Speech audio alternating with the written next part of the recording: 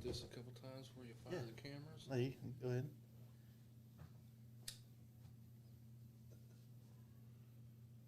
This is episode 220. Yeah. Nice.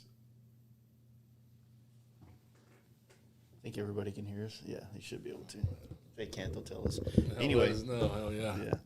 Nick, thanks for doing this, man. Dude, I'm stoked, man. I mean, obviously, it's been a while. Yeah. We've talked about it for quite a bit. The first podcast. You've been my ace in a hole. that you were on. The first Yeah. podcast you were on was the six of us on the year-end Yeah. review thing that Dan did. And, yeah, I remember when we started this. We were actually talking about the interview this weekend. Right on. We were at the Yellow Rose Canyon Right deal. on, yeah. And it kind of came up, and that was a wild podcast.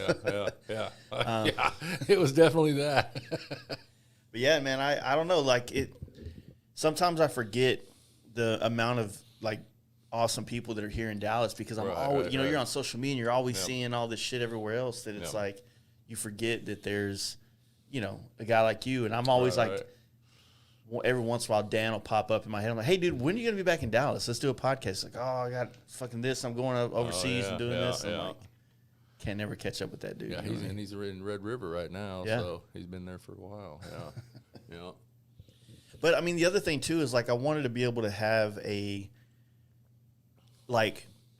wanted to gain more knowledge into you and what you're doing, and I think that like I waited long enough, and your whole like motorcycle life kind of took off in this time from that podcast we did on Danger Dance to now. Yeah, because at that point, I mean, I was going to chopper shows, but just setting up, driving the car there, didn't have a motorcycle at that point. So, to be honest, I was at a point where I wasn't planning on getting a motorcycle. Yeah. I mean, I figured I would wait till the kids got out of school, and then it was probably Dan that was just like, oh, duh, that's stupid.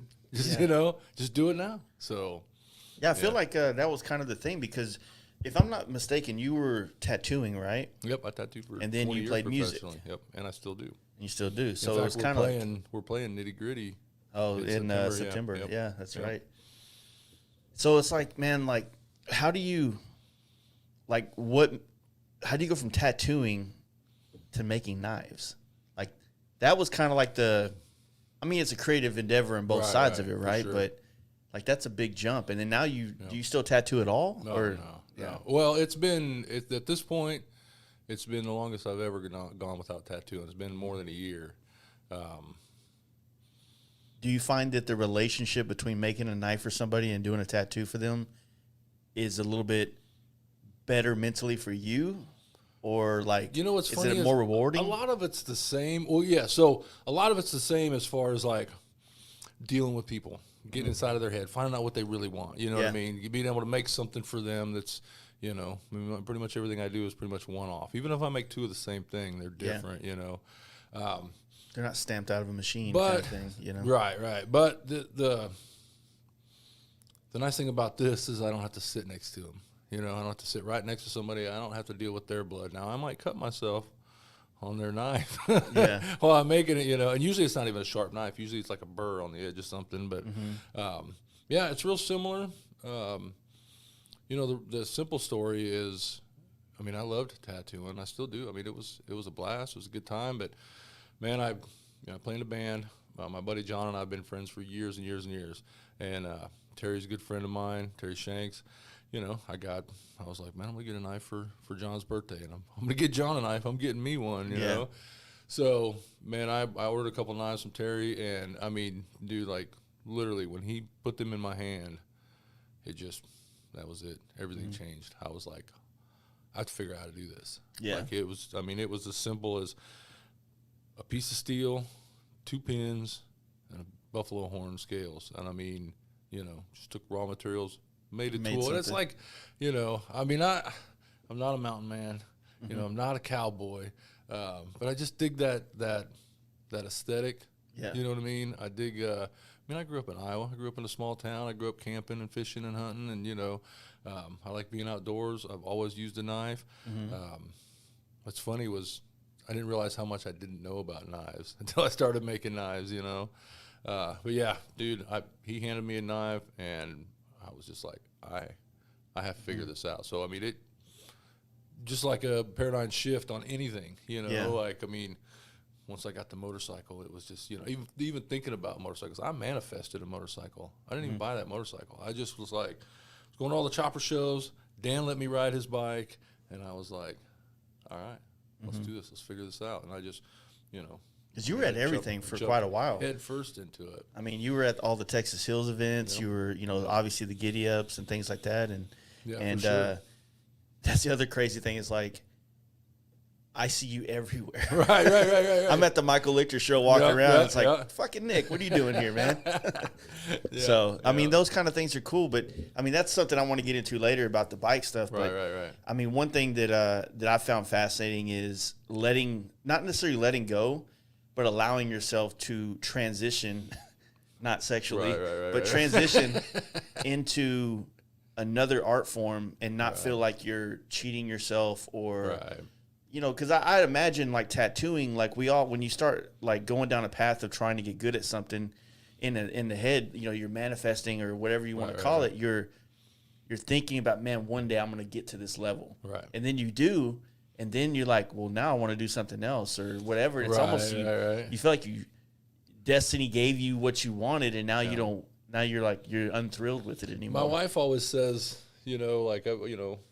I do a lot of different stuff, and my wife does that. She's like, when I started making the knives, and when it started becoming, successful, when it became enough that I could quit and do it full time, my wife was just like, I don't know how you do it. Like, you just seem to take what you love and just make it into like, that's what you do, Exactly. Like, and that's how you make your money. That's how you, like, it's not that I just like make knives, I completely am like a knife maker. You know what I mean? I embrace every part of it, and I like, I find it fascinating because, like I said, I've when you walked in here, I was telling you about the YouTube shit and how it's like, for me, we can listen to podcasts all day. There's definitely things to gain from that, but man, like when you're sitting there, if you have the luxury of sitting at a desk or a bench like we do, working in a garage or something. Just popping on the TV and being like, what do I want to find out about today? Right. Like, I find out, I end up I got so much useless knowledge now that it's like, I'm glad to have. But the other crazy thing is, like, I get wrapped up into those how-to videos, or not necessarily how-to, but like where it shows the process. When you see people, putting a bunch of ball bearings in a tube and welding it up and creating Damascus out of that.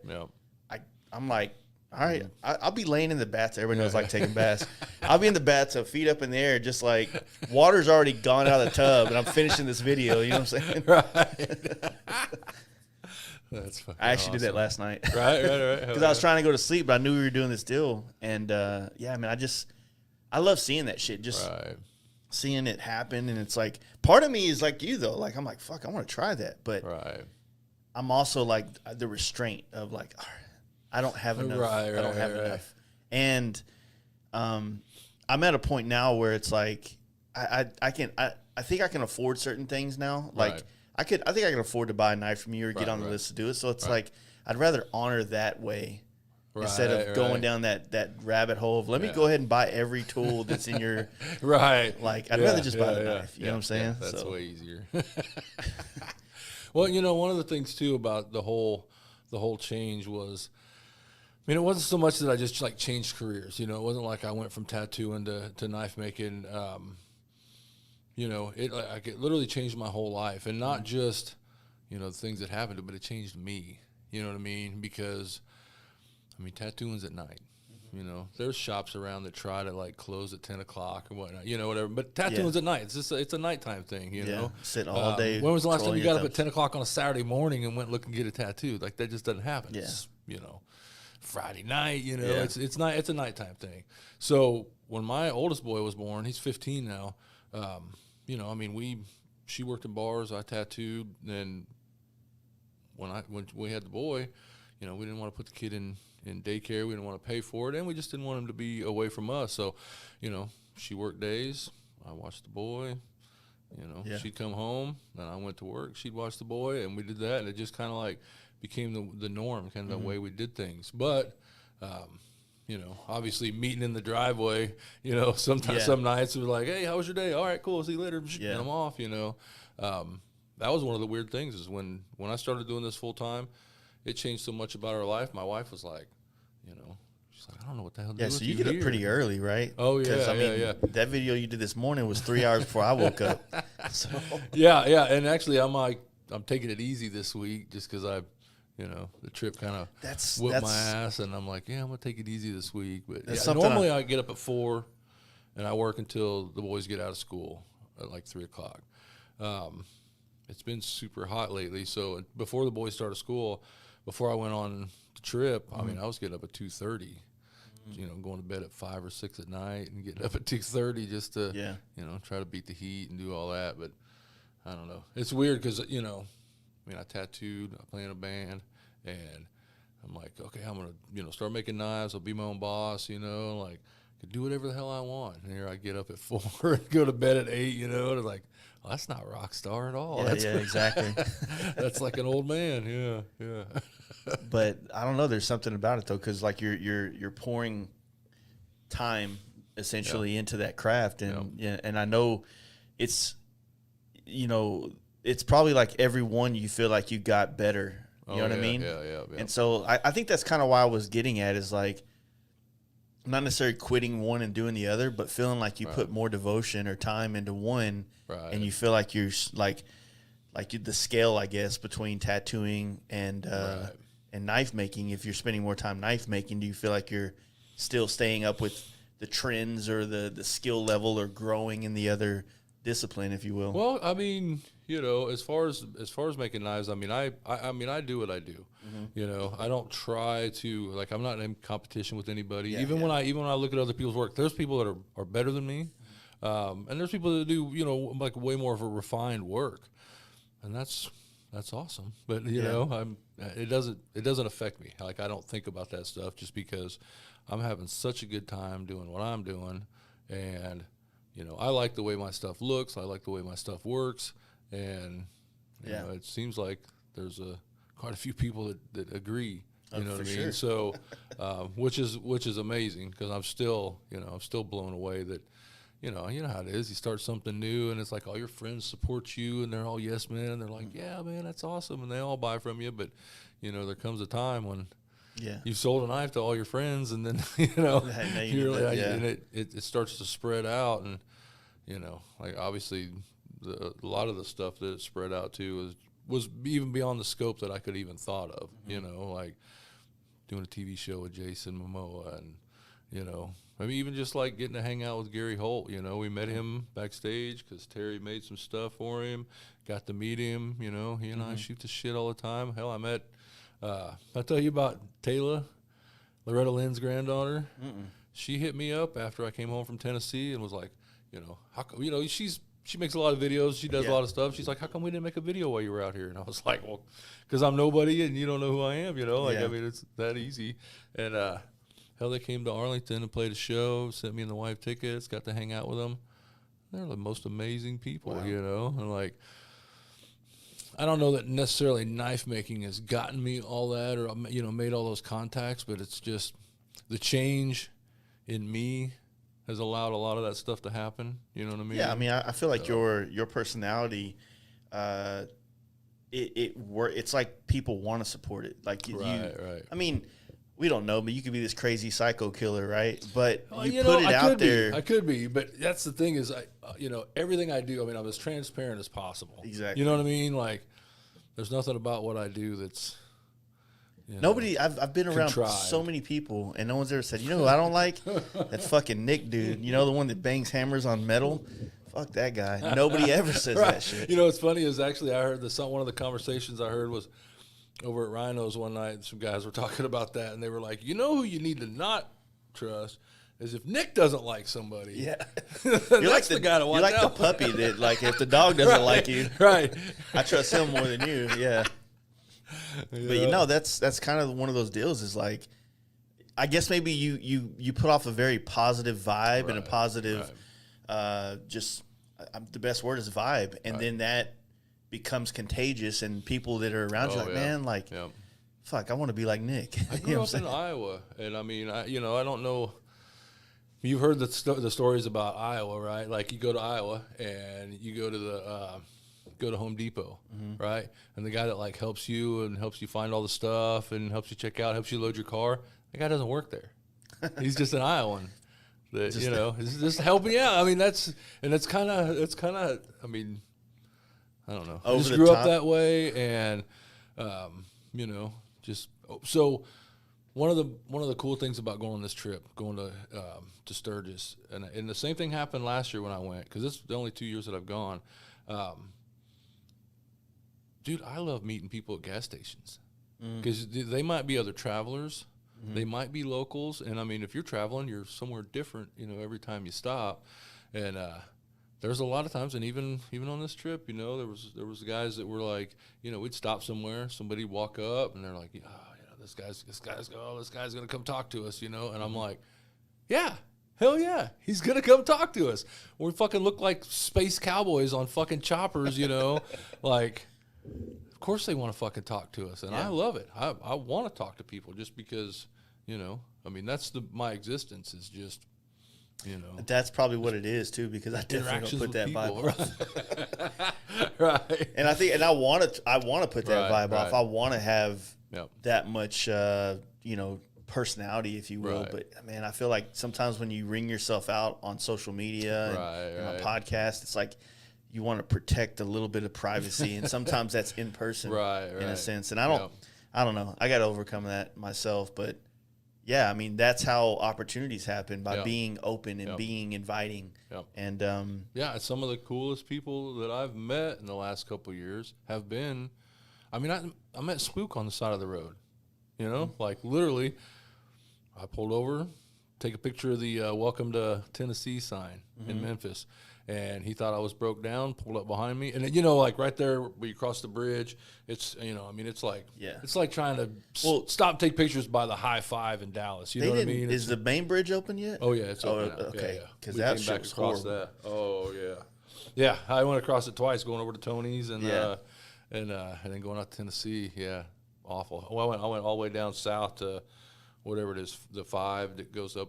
You know, you got to come back up through Mississippi or 55 or whatever it is. But that's a huge inconvenience. Yeah. But it's not. I don't know. Memphis. I hope that town gets gentrified soon. Let's just be real. Right. It's sketchy there. But anyway. No.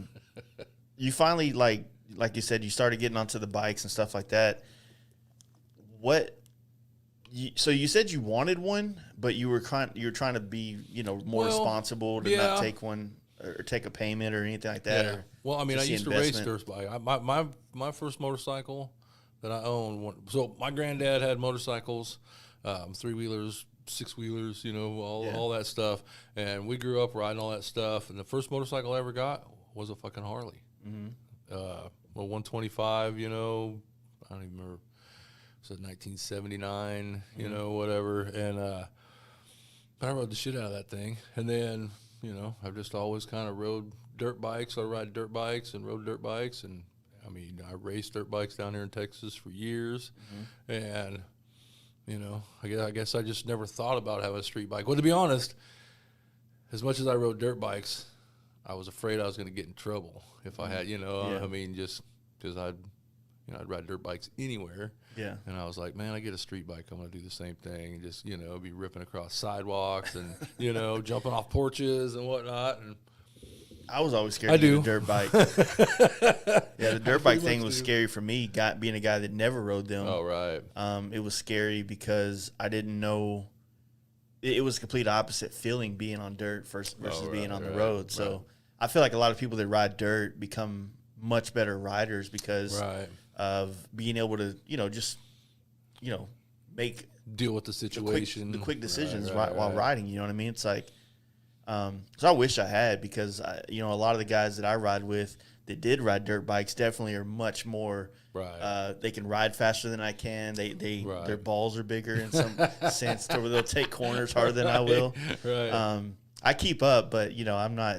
You know, I won't kid myself and say that, you know, just riding street bikes alone doesn't ride. You should really probably work on all the areas. You know what I mean? Yeah. So be more well-rounded probably just provides more opportunity for learning, for sure. It's different styles, man. But Yeah, I don't know, man. The bike thing is always funny. It's very similar how a lot of people will grow up into bikes and in that sense. But you know, at one point, it's like for a guy like you that didn't just, oh, I'm gonna jump back into bikes. Like you're doing 26-day trips. You know, you're right. like that's Right. like the extreme version of what most Right. people are gonna do if they get Right. back into motorcycles. Right, So right. in a sense, like, were you wanting to get back into bikes to start doing that shit, or what was it?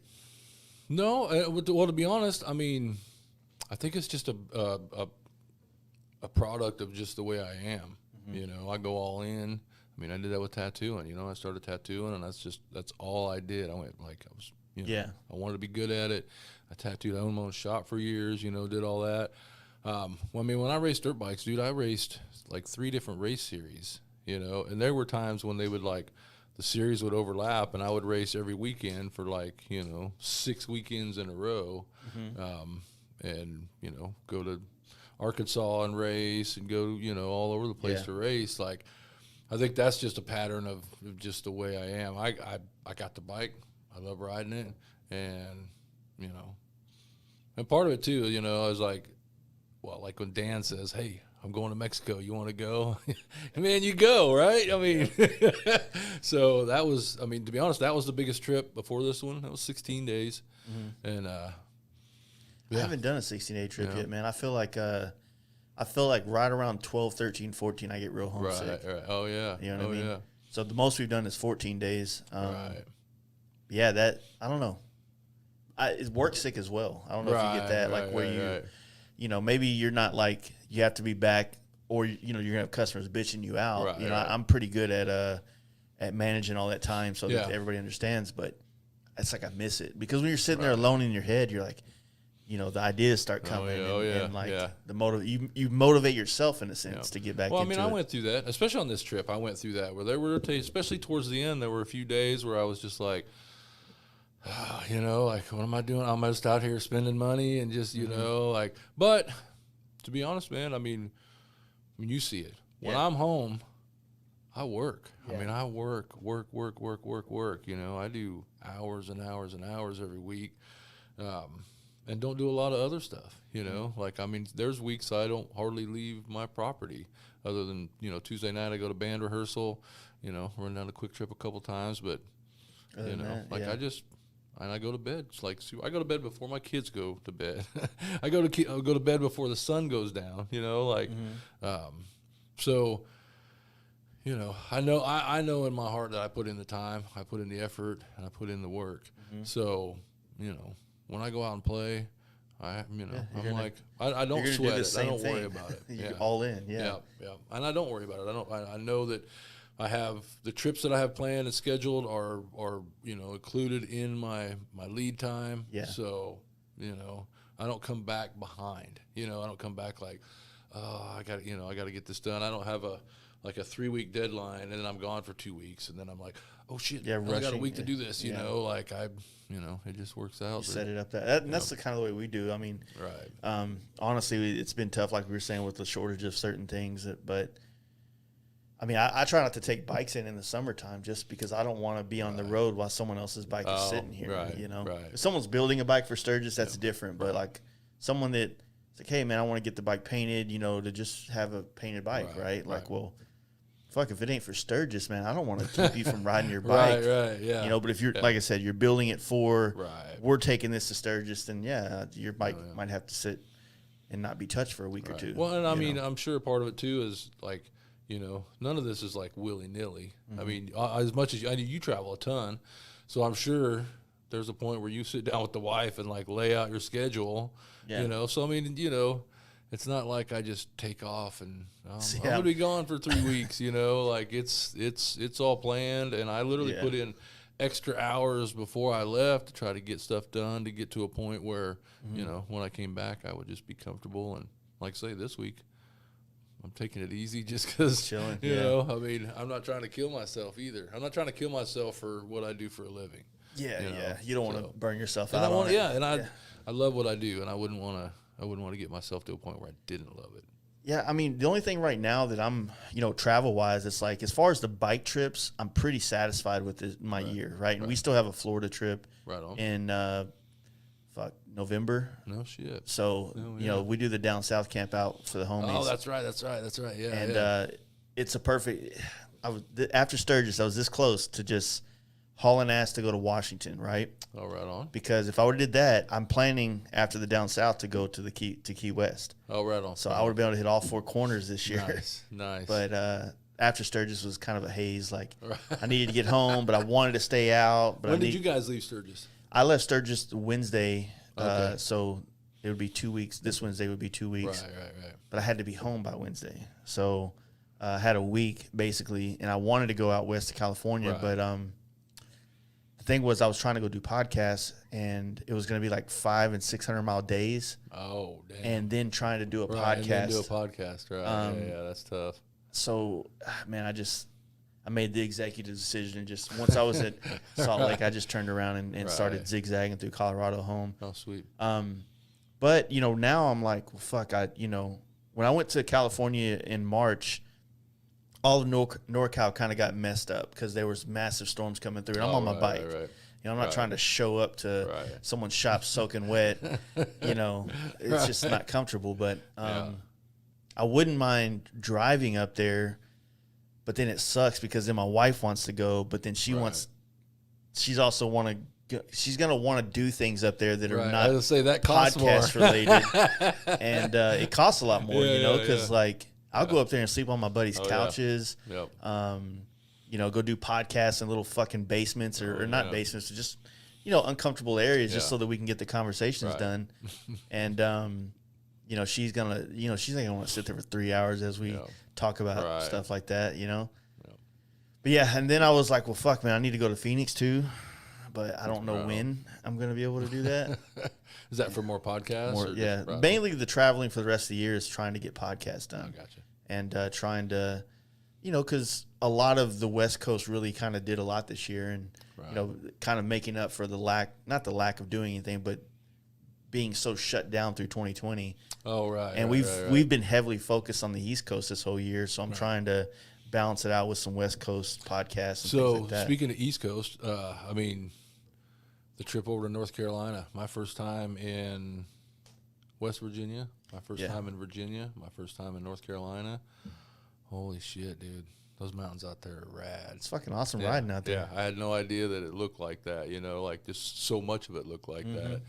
And, oh, man, yeah. It's a different vibe, from Colorado for sure, but it's like it's still very satisfying to ride. You know what I mean? Like, you don't have the Rocky Mountain vistas and stuff, but you have you'll be rolling, and next thing you know, then you drop down a fucking 1,000 feet, and you're like, man, I felt like we were already up, and it's just to me it seemed like there were so many trees and stuff that it's just like you're kind of in it, and then all of a sudden you'll go across the bridge and you're like, bam, it just reveals itself. You can see so much, and you're like, wow, this is just rad. And see, that's the thing is the good thing about us being here in DFW is if you go down 20, we're 1,000 miles from the beginning of that. So it's not that bad, but I'm fucking bored of riding it now. Not riding the Rockies, riding to there, Oh, yeah.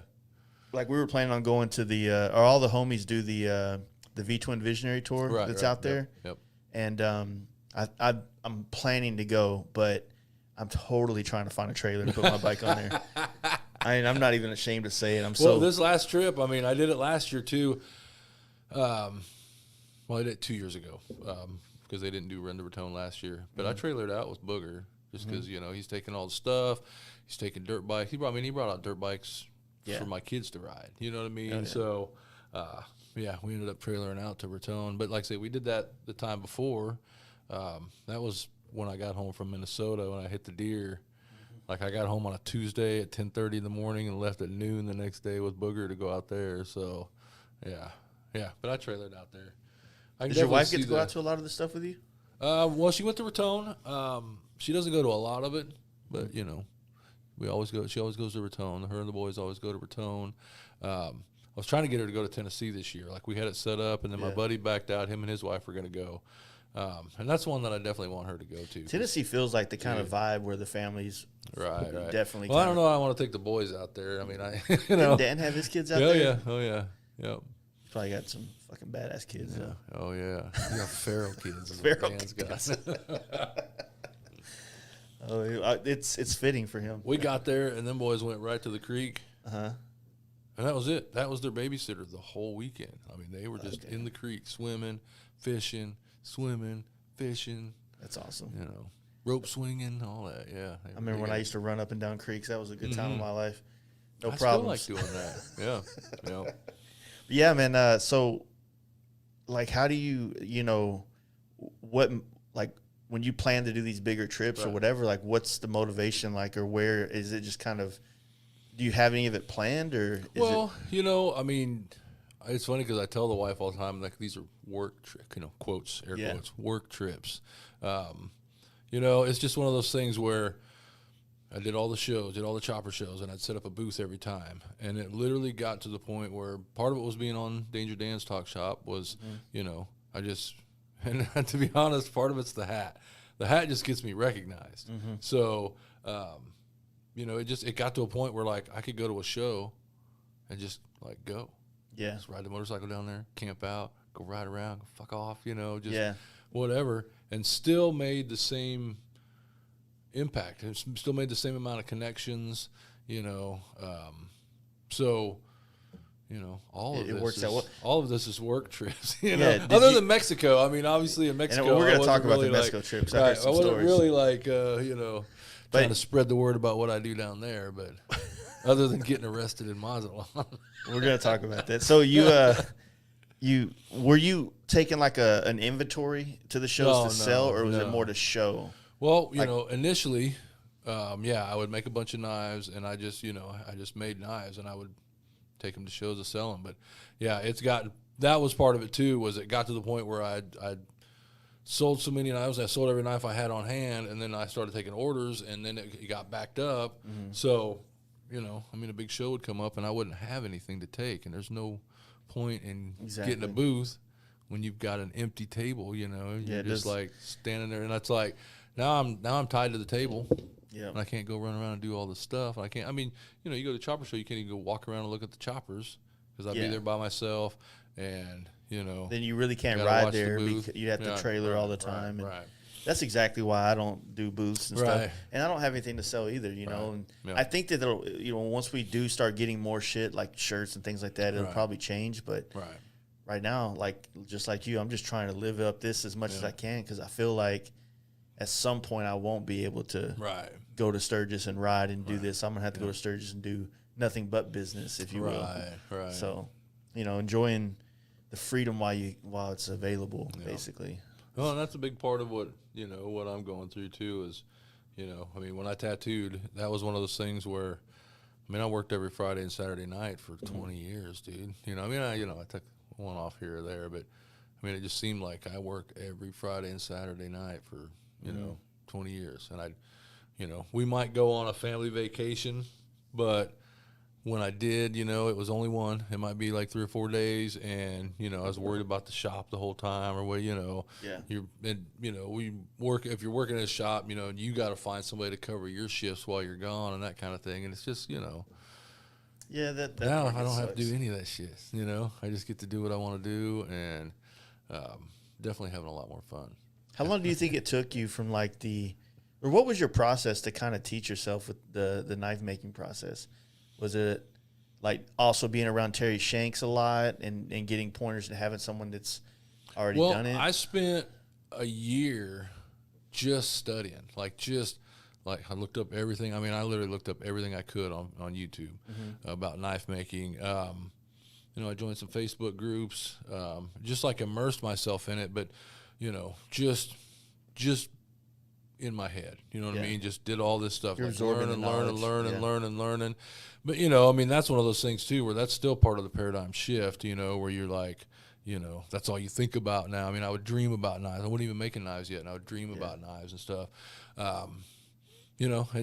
For about almost a whole year, I just studied. And then I just got to a point where I was like, all right, I'm ready to start this. I'm ready to do it. And I made a knife. My son-in-law has it, and it's a terrible knife. You know, I mean, it wasn't obviously the first one. It wasn't a great knife, and you know, I guess my plan, I knew I wanted to get good at it. Yeah. So I was just like, you know, I'm just gonna make as many freaking knives as I can. You know what I mean? And just like figure it out. And I did. I made knives for, you know, for several months. And still, you know, watching YouTube videos, and you know, I would make a knife and I'd post it on a knife page, you know, and get feedback from people on it and stuff like that. And to be honest, it was funny because, again, like I say, you know, you sell a lot of knives to your friends, and you get a lot of yes men, you know, where they're like, oh man, that's badass, you know.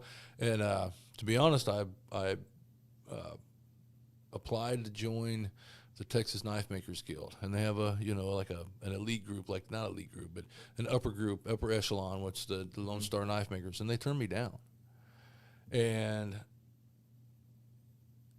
it was probably the best thing that could have happened, you know, because I think part of it was when they turned me down, it pissed me off, and I had several people hit me up that were just like big name guys that hit me up that were like, hey man, don't worry about that shit. You know, you do what you're doing. You're doing cool shit. That stuff doesn't matter anyway. You know, it's a guild. You know? Yeah. I got a card that says I'm in the guild. Well, you know what? Nobody gives a shit when they're out in the woods. They don't care what kind of card you got. Yeah. You know, it's the knife in their hand that makes all the difference. And I found out a lot of the ins and outs of the guild and that you know, that kind of thing. I think if they'd have approved me, and, you know, I think I'd have missed all that. But they didn't, and a bunch of people hit me up and called me and, you know, told me they're bitches about it. And so I got like a deeper understanding of the guild. And, again, I just kind of do what I want to do, and none of that shit doesn't matter. You know, I mean, you could imagine there's a, you know, Certified Painters of America, you know, and you're like, yeah, I still paint badass shit, and I'm not a member of your club. So what? You know, the club doesn't matter. What matters is your integrity and your work, and, you know, and with painting, you've got that. You know what I mean? So you don't need the approval. And to be honest, I mean, it's Texas. Yeah. There's a lot of good old boys in Texas, and it's, you know, it's kind of a good old boys club, and I'm certainly not. Yeah, we have a lot of that type of stuff in the motorcycle industry. Well, yeah, you know? Well, that's true. And not to you know, say they're bad or anything like that, but at the same time, it's like the amount of energy focused on trying to be a part of those groups or whatever, like they're not customers. Dude, you know, you know, that's one thing. I have friends that have been on Forged in Fire and had conversations with them about, you know, I can't sell knives. I haven't sold a knife in months, you know. I've been doing this full time. And they're like, you know, but they're terrible at social media, which, I mean, I just, you know, social media worked for me. So I just learned how to do it, you know. And it's not like I'm great at it, but I just, you know. I mean, you do well, and it's well enough to, I mean, I imagine that's probably the majority of where you push your art and your craft, right? So, to be honest, Instagram is the biggest part of all of this, you know. Like that statement, though, like, it's so weird being torn between an industry where most of the people that I know to be the OGs or the fucking whoever, like the bad motherfuckers, they all suck at social media, right? Oh, yeah. You know, and then you got this new generation of dudes that are out doing just as, not about comparing the work, but they're doing badass work for who they are, whether they're painters, builders, or whatever. And you're in this, it's this weird thing where, like, I guess the social media can fuck with guys like my ego, right? Whenever... Yeah, it's so tough, right? You know what I mean? Because I know that I'm decent, I'm good at what I do. I know that I could be better, and I know there's way more better people than I am for sure.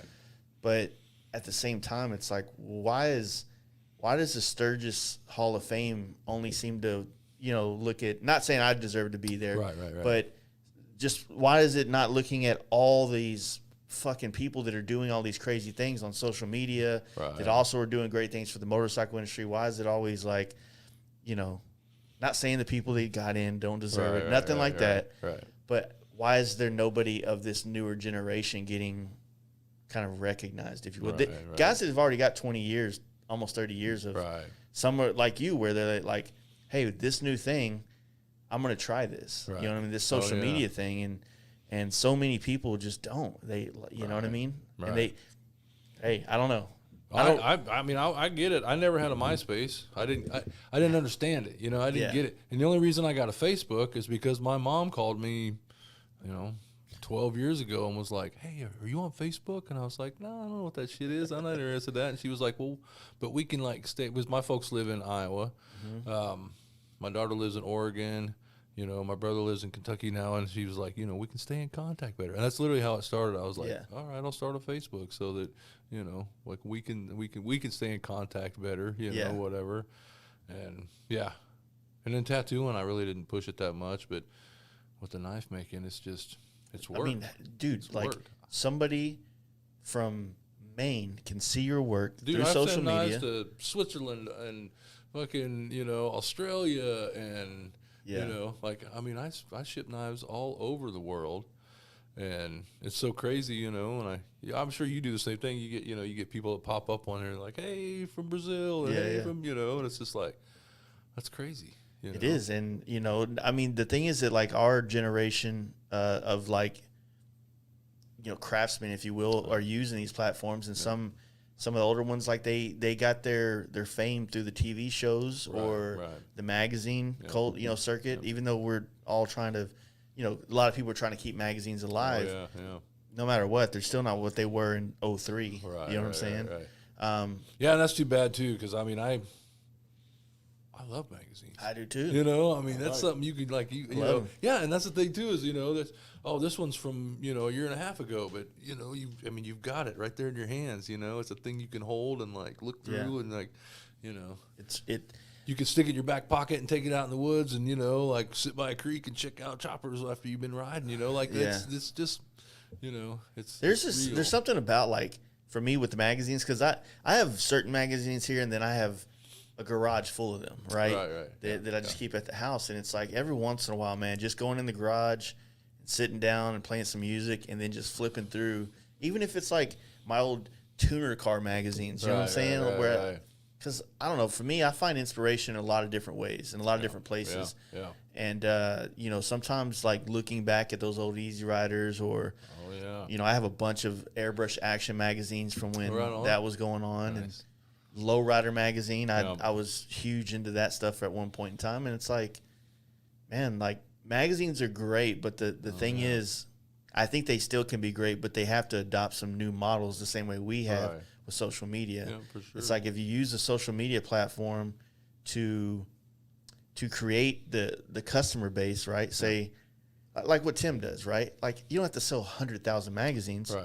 But if you make enough profit margin on the selling each one, you can get away with selling 10,000 magazines and make a living. You know what I mean? Oh, yeah. And 10,000 people's, if I was trying to sell 10,000 custom painted helmets, I'm shit out of luck. But I can sell 10,000 fucking $10 magazines. You know what I mean? Oh, yeah. So it's perspective. And I think that's one thing that I've been trying to preach as many of the older crowds that I get around is like, or not older crowds, just crowds in general. Like if we just look at this world in a little bit different light and appreciate the way things were done, but say everything has to evolve and figure out the way to use the new tools that are in your hands to do that. You know what I mean? Like the videos that you put out and Hang 'em High puts out, and even Terry Shanks, and everybody puts out their own content and everybody checks it out. Right. It's dope. You know what I mean? I dig it. I dig it. How did you get wrapped up with Jason Momoa and stuff? And there's something I want to say about that. Like, was it you or Terry Shanks that showed the video of him crashed out on the couch? That was Terry. Terry? Yeah, he stayed at Terry's house. So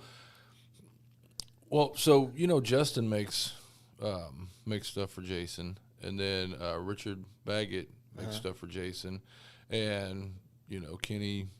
Kenny Kirk was making stuff for him and stuff. So there was a connection there already where he knew people from Fort Worth. And he digs craftsmen and artists. You know what I mean? So And to be honest, it was one of those things where I just got lucky. Terry was making him some knuckles or something, you know. I don't know what he's making him something, and he was gonna send him a box of stuff, and he was like, "Hey, you want to send him something?" And I was like, "Shit, I don't know." Like I didn't have any knives to send him, you know, I didn't have any extra knives laying around, so I pounded out some forged spoons and sent him one, and that was it. I mean, he started following me. Then he saw my vest. And he was like, he called me up when I was literally laying in bed with my wife, and he calls me up and he's like, "Hey, it's Jason Momoa here." He's like, "I really dig your vest." Well, he sent me a message first. He was like, "I really dig your vest," and I was like, "Cool, man." I was like, "You should make yourself one." Like that's what I did, you know. I did, just not even thinking about it. And he was like, "Well, you know, I pay artists to make stuff for me, you know." And I was like, "Well, I make knives, you know," and I'm like really fucking, you know, out. My lead time's way out on that. It's, you know, it's be tough for me to do that, but I did. I made him one, and I showed my wife how to make them. Yeah. So that's a big help. She knows how to do them. She definitely helps me. Yeah, because we've sold several. We've made several for Jason. But yeah, that was just one of those things where, like, you know, he found out who I was. He liked my vest. We made him a vest, and then when Keene was down, Jason Keene from Pure Quill Tattoo in Wyoming, that's who I went up and saw this year again. But he came down to hang out with Terry. They forged a badass knife with like knuckles on the handle, you know, and we had literally sold that knife. I made a sheath for it. I didn't actually make the knife. I gave the scales, the handle scales were mine. But you know, they made the knife. I brought some stuff over for the handle. They put it all together. When we went to Wyoming, I made the sheath for it. And literally like 5 minutes after we sold it to a collector that we know, Momoa calls and he's like, "Hey man, I want that knife." And, you know, we're like, "Oh man, we just sold it, you know, like it's gone." And we're like, "We'll make you another one," you know. And or they were like, "We'll make you another one." And so that's what they did, you know. And he was like, you know, well, actually, you know, so they shot him a price, and he was like, "Let me call you back." And then he called back and was like, you know, we were sitting in Ed Fowler's driveway, which was a mind blower too. I got to meet Ed Fowler last year, you know, one of the preeminent knife makers, like just the most cantankerous, crazy old man. But we were sitting in his driveway, and Jason called and he's like, "Hey man, we want to do some stuff. You know, you guys gonna be available to film in October?" And we were like, "Hell yeah," you know. Like that was seemed fun. like he's really been doing a lot of that video that with him and like the love cycles. Was that the video that he made, or because I don't know that video was fucking badass. I know this. You know, the only thing I really know about Jason as far as that stuff goes is that dude is busy. Dude, you do not want to be as busy as that guy. Like, I mean, he's movie star. I mean, he's he is. But that's, man, I wouldn't really even say that's the biggest thing of what he does, because that dude is nonstop. Like, you know, he sees something he likes and he's like, "Hey man, let's do something together. You know, let's do a collaboration, or let's, you know, make some of those for me." Or like, he has so many like different irons in the fire. Like, no pun intended. That's what I would say about, like, I mean, obviously, you know, I think we all form opinions about people. Right, and I never really had an opinion about the guy, but when I saw him, you know, put it like this: when Harley was starting to put him as the poster child, everybody goes like, "Oh, Jason Momoa is going to influence me to buy a Harley," right? But I like hearing Dan's opinion on that. You've heard that. But what I do appreciate, and I always think about it like this: it's like if by him buying a knife from you, or buying a knife from Terry, or buying something, it's some kind of way of like giving, I feel like, a boost of credibility in a sense, right? For sure. And you know, you see like a shop like Power Plant out there that does shit for like Mark Wahlberg and other movie stars, and you're like, it puts them on another level in a sense, and you know what I mean? It's like, this guy, you know, and I always think about it, if you are someone that has money, or you're rich, or whatever the fuck you want to call it, or famous, sometimes just going and finding and being the one to go out, I feel like that says so much more about your character than you know, anything else. And so it's changed my opinion about him. Not that my opinion was ever worth a fuck. It was just like. Well, one of the things about that was, I mean, obviously, I'm not necessarily like excited about like, I wasn't looking to be on TV. You know what I mean? But he hit us up and was like, "Hey, I'm filming this stuff. I'd like to come over and shoot some stuff in your shop." And to be honest, man, I'm so busy right now that I can't even imagine if, because that's the thing is he's putting a TV show together. If it comes out, it may not even come out. Yeah. But dude, just meeting him and hanging out with him was amazing. Mm-hmm. He's a rad dude. I mean, he's just a rad dude. He digs motorcycles. He digs dirty stuff. Well, that kind of shit though. That's so that obviously he's still on a forward trajectory in his career. Oh yeah. His love for motorcycles can really help the motorcycle industry in the long run. Yeah. You know what I mean? I mean, when we haven't had a like famous person really endorse motorcycles on his level in a long fucking time. Yeah. You know what I mean?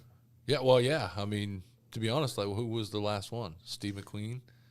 Yeah, right? I mean you could say the Steve McQueens. So and stuff I know that there's guys now, like Julian McGregor's doing some motorcycle stuff, which is awesome. I mean, I get it. Even what's his name? The Matrix dude. Keanu. Yeah, Keanu. He's got a motorcycle show. Even Big Bald Head. What's his name? Norman Reedus. Has the TV show. So I mean, there's some people in it, but for some reason Aquaman's got. Yeah, I mean, in a sense, it's fucking show. Aquaman, dude. You know what I mean? Yeah. And so that's kind of the thing that starts to what's turn cool the tide. about it though is, I mean, that dude loves motorcycles. Like he loves motorcycles more than you do, or as much as you do. Yeah. You know what I mean? Like it's right in there. Like it's not an act. It's not a, you know what I mean? He's not like, oh, Harley will give me this if I, Yeah. Like that dude loves motorcycles. He loves fucking having on dirty clothes and ripping down the road and, sleeping in the dirt and, like he's into all of that.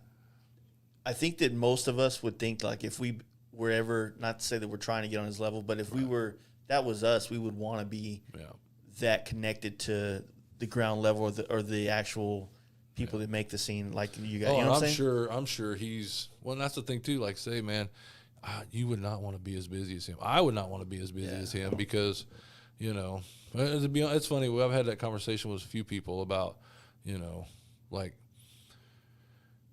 he can't just go out and ride every weekend like I do. If I want to take off and go ride every weekend, I just do. And I go out and ride 200 or 300 miles every weekend. Even just on regular, just like, hey, we'll go for a ride. I'm gone all day Saturday, or whatever. Mm-hmm. Half the day Saturday, half the day Sunday. But, he can't do that. He just can't do that willy-nilly like he wants. But I would imagine that the times that he can, where he's like, all right, first week of October, we're planning a trip. I'm sure, he's just like, he can go do anything he wants, so. Yeah, and I think, I don't really see him being the kind of guy that's like, fuck, man, let's go to Daytona. I see him as like, let's go do some more intimate style motorcycle adventures together and stuff. And but at the same time, man, like I think that fame, in a sense, like, there's levels of that shit. And his is, if he's let's just say he's an A-list, if you go down the line. Oh, how fun is it to even tell people Oliver? Like people freak out about that shit. My daughter freaked out when I knew about him. She's like, right. She's like, yeah, I love I'm like, I love setting up anywhere. Any show I do, I love setting up like next to them because it's fun to just watch the people like, come up and just like, whoa, they just freak out. Yeah, it's there's, but I mean, like when it comes to like when you start like what you do. Or what a lot of people, Dan, for instance, you start to gain some type of fame within this industry, right? And you gain your fame within the knife making industry, the motorcycle industry, the motorcycle scene, and it's all part of like we all kind of have to grow with it to grow our business in a sense. Oh yeah. And but it's like I don't think that any of us are like trying to be famous. We're just trying to do. What is required to use the social media platform to make money, right? and be authentic as possible. You know what I'm and saying? to be honest, man, part of the thing my whole thing is like I'm not building knives. I'm building relationships. Yeah. I want to meet somebody. I want to make a knife for you. I want to know who you are. I want to, get to know you. And then afterwards, like if you need anything, I'm here. We can be friends, and like continue that relationship. Because obviously, ultimately, that's more important than any tangible like thing that you can have in your hands. Yeah, the more that I started, looking into your craft and things like that, the more I see the similarities when you start doing something like a custom helmet for somebody. Right.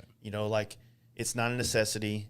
There's plenty of them that are sitting there on shelves across America you can go buy. There's you don't a ton need of people me. that do what you do. Exactly. So when you get people that want to reach out to have your artwork, essentially, there's already a level of appreciation for that customer, if you will, that they chose you to do the art, right?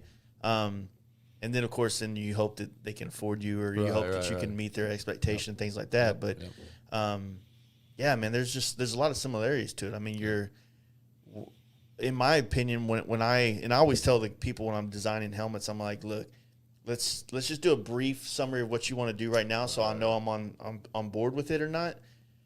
But I can't give you any of my attention until it's time to work on your project. Oh, right. You know what I mean? Right. Because I'm currently giving somebody else that waited all my attention. Right. You know what I'm saying? Yep. So when I can never really relate this feeling to someone in the right way, but basically when I'm at home and it's 1 a.m. and I finally have a spark and I'm in the garage and I'm just sitting here with markers and I finally get that design down, I'm stoked. I'm happy. I'm excited. I'm like almost sometimes to the point where I'm like, I don't give a shit if they don't like this. This is badass, And when I feel that way, when I feel that way about everything I do, I feel like everything I do is better. You know what I mean? Right. And when I started doing that, my career went further. Right. As opposed to when I would just do what people asked. Right. You know what I mean? Yep. When I would just do what they asked, it's like I never would have got to this point. So sometimes that doesn't let you be very creative because they see what you've already done, and then they're like, oh, I want it like that, and then you're like, okay, I'm just redoing the same thing I've done over and over, and I don't get to be like, you have to almost give them that flavor that you created, right? But you have to. I don't want to use the word water it down more, but you have to start adding in the new flavor a little bit at a time until it evolves into the next style. Because sometimes you don't even know what that is. You don't know, but you're going with you. Like I don't think that I can give people my flavor in 17 anymore. I just don't see paint jobs that way anymore. Right. So. Now it's like, it was more. It's just different, and I'm in a different place now mentally and creatively. So going back and trying to do that is very hard, right?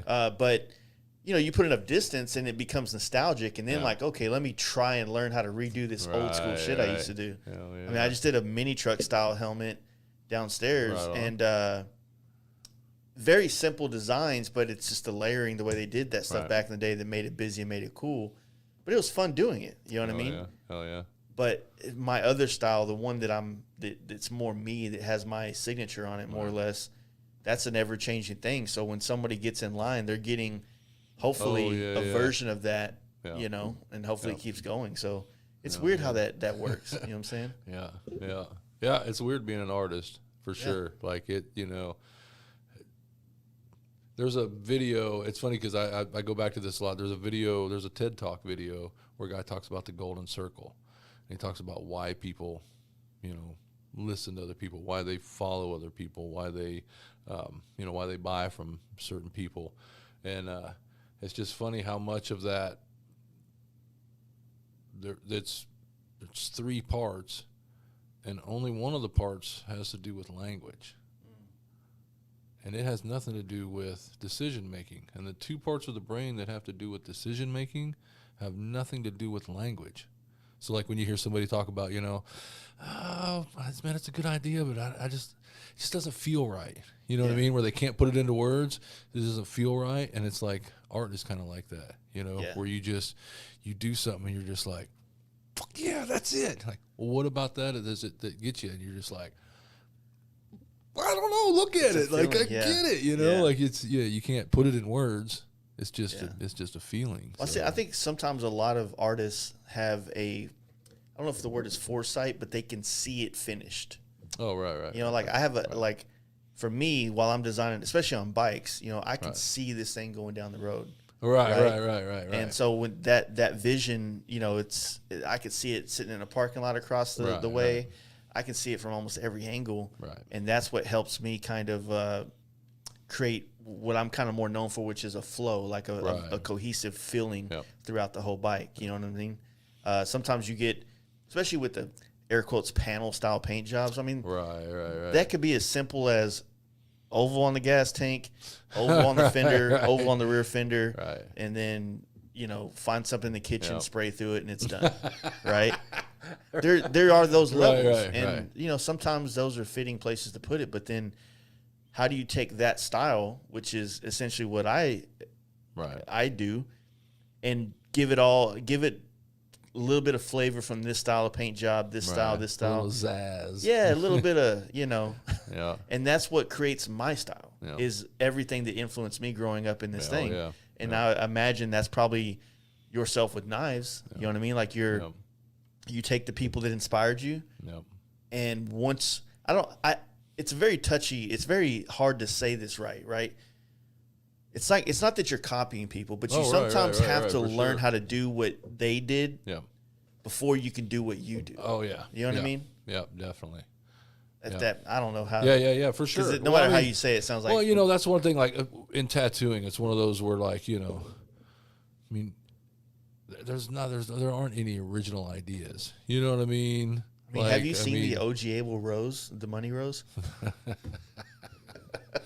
That sounds amazing. Yeah. That sounds cool. I think I'm going to go get one. Yeah, no kidding. I mean, there's, and that part of it too is, especially with knives, is, so there's a thing that new knife makers do. Mm-hmm. And if you start looking through enough social media, you'll see it. But like, they're like, I designed this knife, and it's just the most atrocious thing that you've ever seen in your life. You know what I mean? Yeah. And there's a reason that you don't see those kind of knives all over the place, because they don't work, like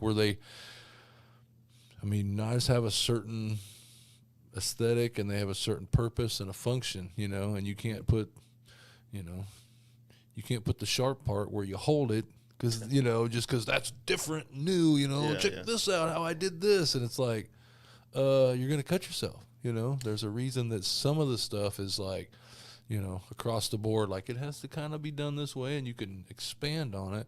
But yeah, I mean, it's a knife, though, I'm not doing anything like, but to that point though, like that, I mean, I get that a lot in the paint world where everybody's like, I want to do something different. I'm like, well, right. It'd be cool if we just started custom painting 3 years ago, but this is a 60-year-old, 70-year-old process. It's like, there's been a lot of shit that hasn't, usually, like, innovation comes throughout the process of doing stuff, right?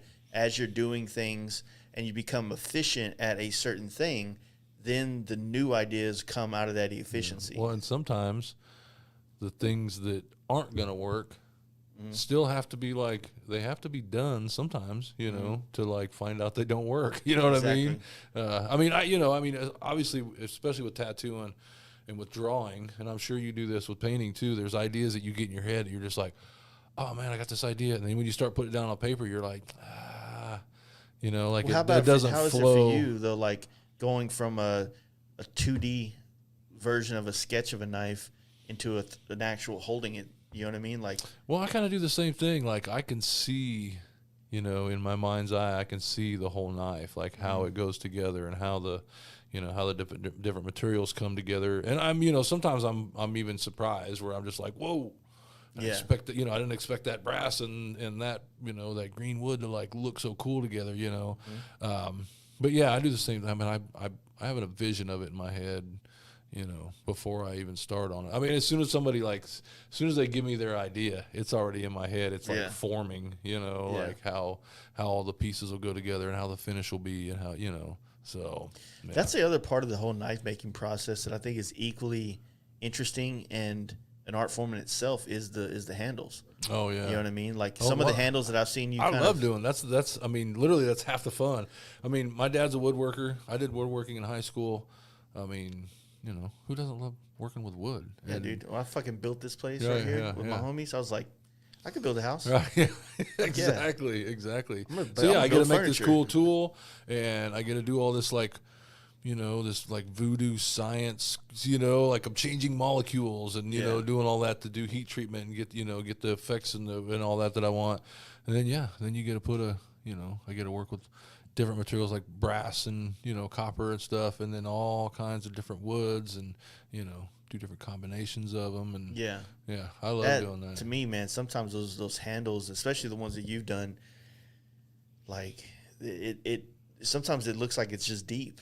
You know what I mean? Right. There was I can't remember when, but it was maybe a year ago. You were doing a lot of like handles that just had such a marbleized effect to it. Oh, right on. Whether it was, I don't know what it was made out of. It was a type of wood. A lot of the stuff I use is what they call it a hybrid scale, but it's like partially resin poured next to like a live edge burl wood. Yeah. So you know you got like, you know, part of it's resin and part of it's wood, and it's just like one piece, and that stuff. That's the other thing I fucking get wrapped up in YouTube is fucking resin pour stuff. Oh yeah. Dudes will take a goddamn bucket of fucking colored pencils and resin pour it and turn it into some shit. I'm like, I could just skip through the end, but I like seeing the lathe go. Oh yeah, for sure.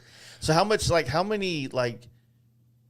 was the process for you to build the actual like studio / shop to create the knives? Like from how many different types of heating up? Like I don't know the right terminology. Right. So whether it's a forge, is there different types of fires that you need to do different types of things? Well, I mean, man, I've been through the gambit on it so far, and you know, I haven't gotten to the higher echelon stuff where I have like, you know, I don't forge a lot of stuff. Yeah. Most of what I do is called stock removal, where I take bars of steel and I grind out the shape and build knives that way. But, you know, I've been through, I mean, I literally started out with a hacksaw, a file, and, you know, like made a knife that way. And then built a fire in the backyard and stuck a hairdryer blowing on it, you know what I mean? And like to heat it up. And like completely caveman style, you know. And then, you know, I got a crappy grinder, and I ran it until it wore out, and then I got another one and ran it till it wore out, and, you know, just kept like working and building up. But I mean, I literally started with nothing.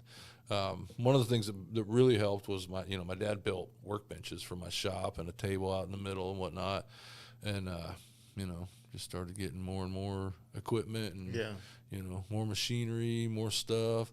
But yeah, built my first forge out of a barbecue grill to do heat treat, and it was just like the lid off like a tailgate, you know, barbecue grill, and put a metal pipe on it and with a T, and would run a hairdryer in, put a cap on one end, run a hairdryer in it. It would blow air up through the fire, and then, you know, we got a coal forge and actually burnt coal, which was crazy because the out in Roanoke there was a train wreck and like 25 coal cars went off in the creek, and then, you know, they went out there and cleaned up all the wrecked trailers, but they just shoved all that coal into a pile. You know, you're rolling a hand-rolled cigarette, you know, and you drop a couple pieces, you're not like, oh, put all these pieces, you know, you're just like, and it's the same thing. They ship so much coal here, you know, in train cars every single day that they just left it out there. So we went out there with buckets and loaded up a van load of coal. So I had to buy coal for a long time. That was pretty rad. But then, yeah, another guy that I knew that was making knives had bought a bunch of all brand new stuff, and, you know, started making knives, and very quickly decided he didn't want to make knives as it was way too much work and, you know, way too dirty for him. So I got lucky and bought a bunch of stuff from him, and, you know, and I'm still Yeah, you're always kind of building a tool collection. Yeah, building up more and more stuff. Because, like, say now I'm at the point where, I had Brian on board as my apprentice, and he was doing great. He was with me for a year and a half, and I could turn that dude loose, and he would just produce. And but he moved on, and I got a new guy that's still, I'm still have to train him.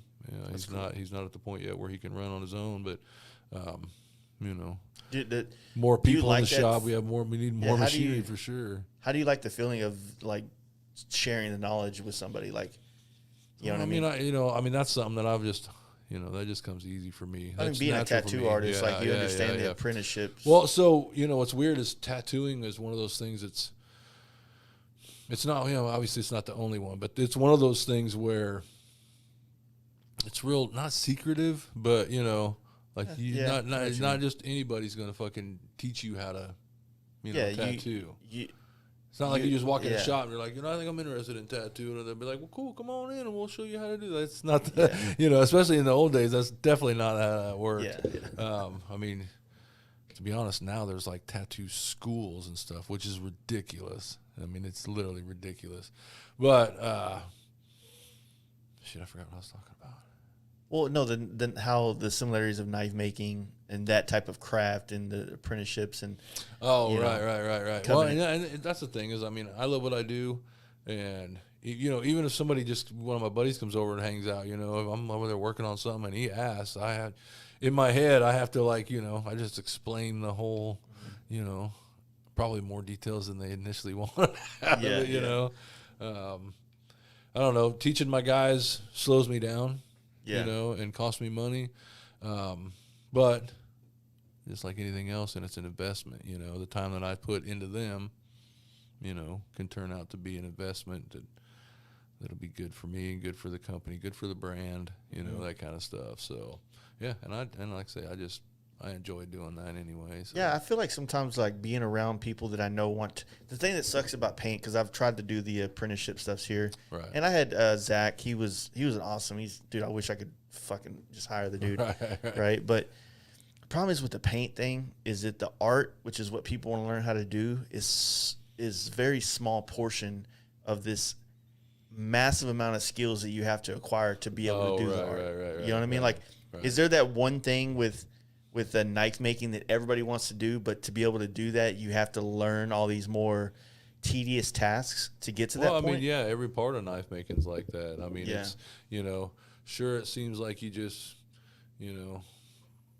pound out or grind out a piece of steel and, throw a handle on it, and it's like, and you can do that, but, to make them look good and to make them really work well, and have tight finish and stuff. That's skills that you have to learn, and then you have to you have to refine and hone and get good at them. I mean, like slotting a guard to go over, on a hidden tang.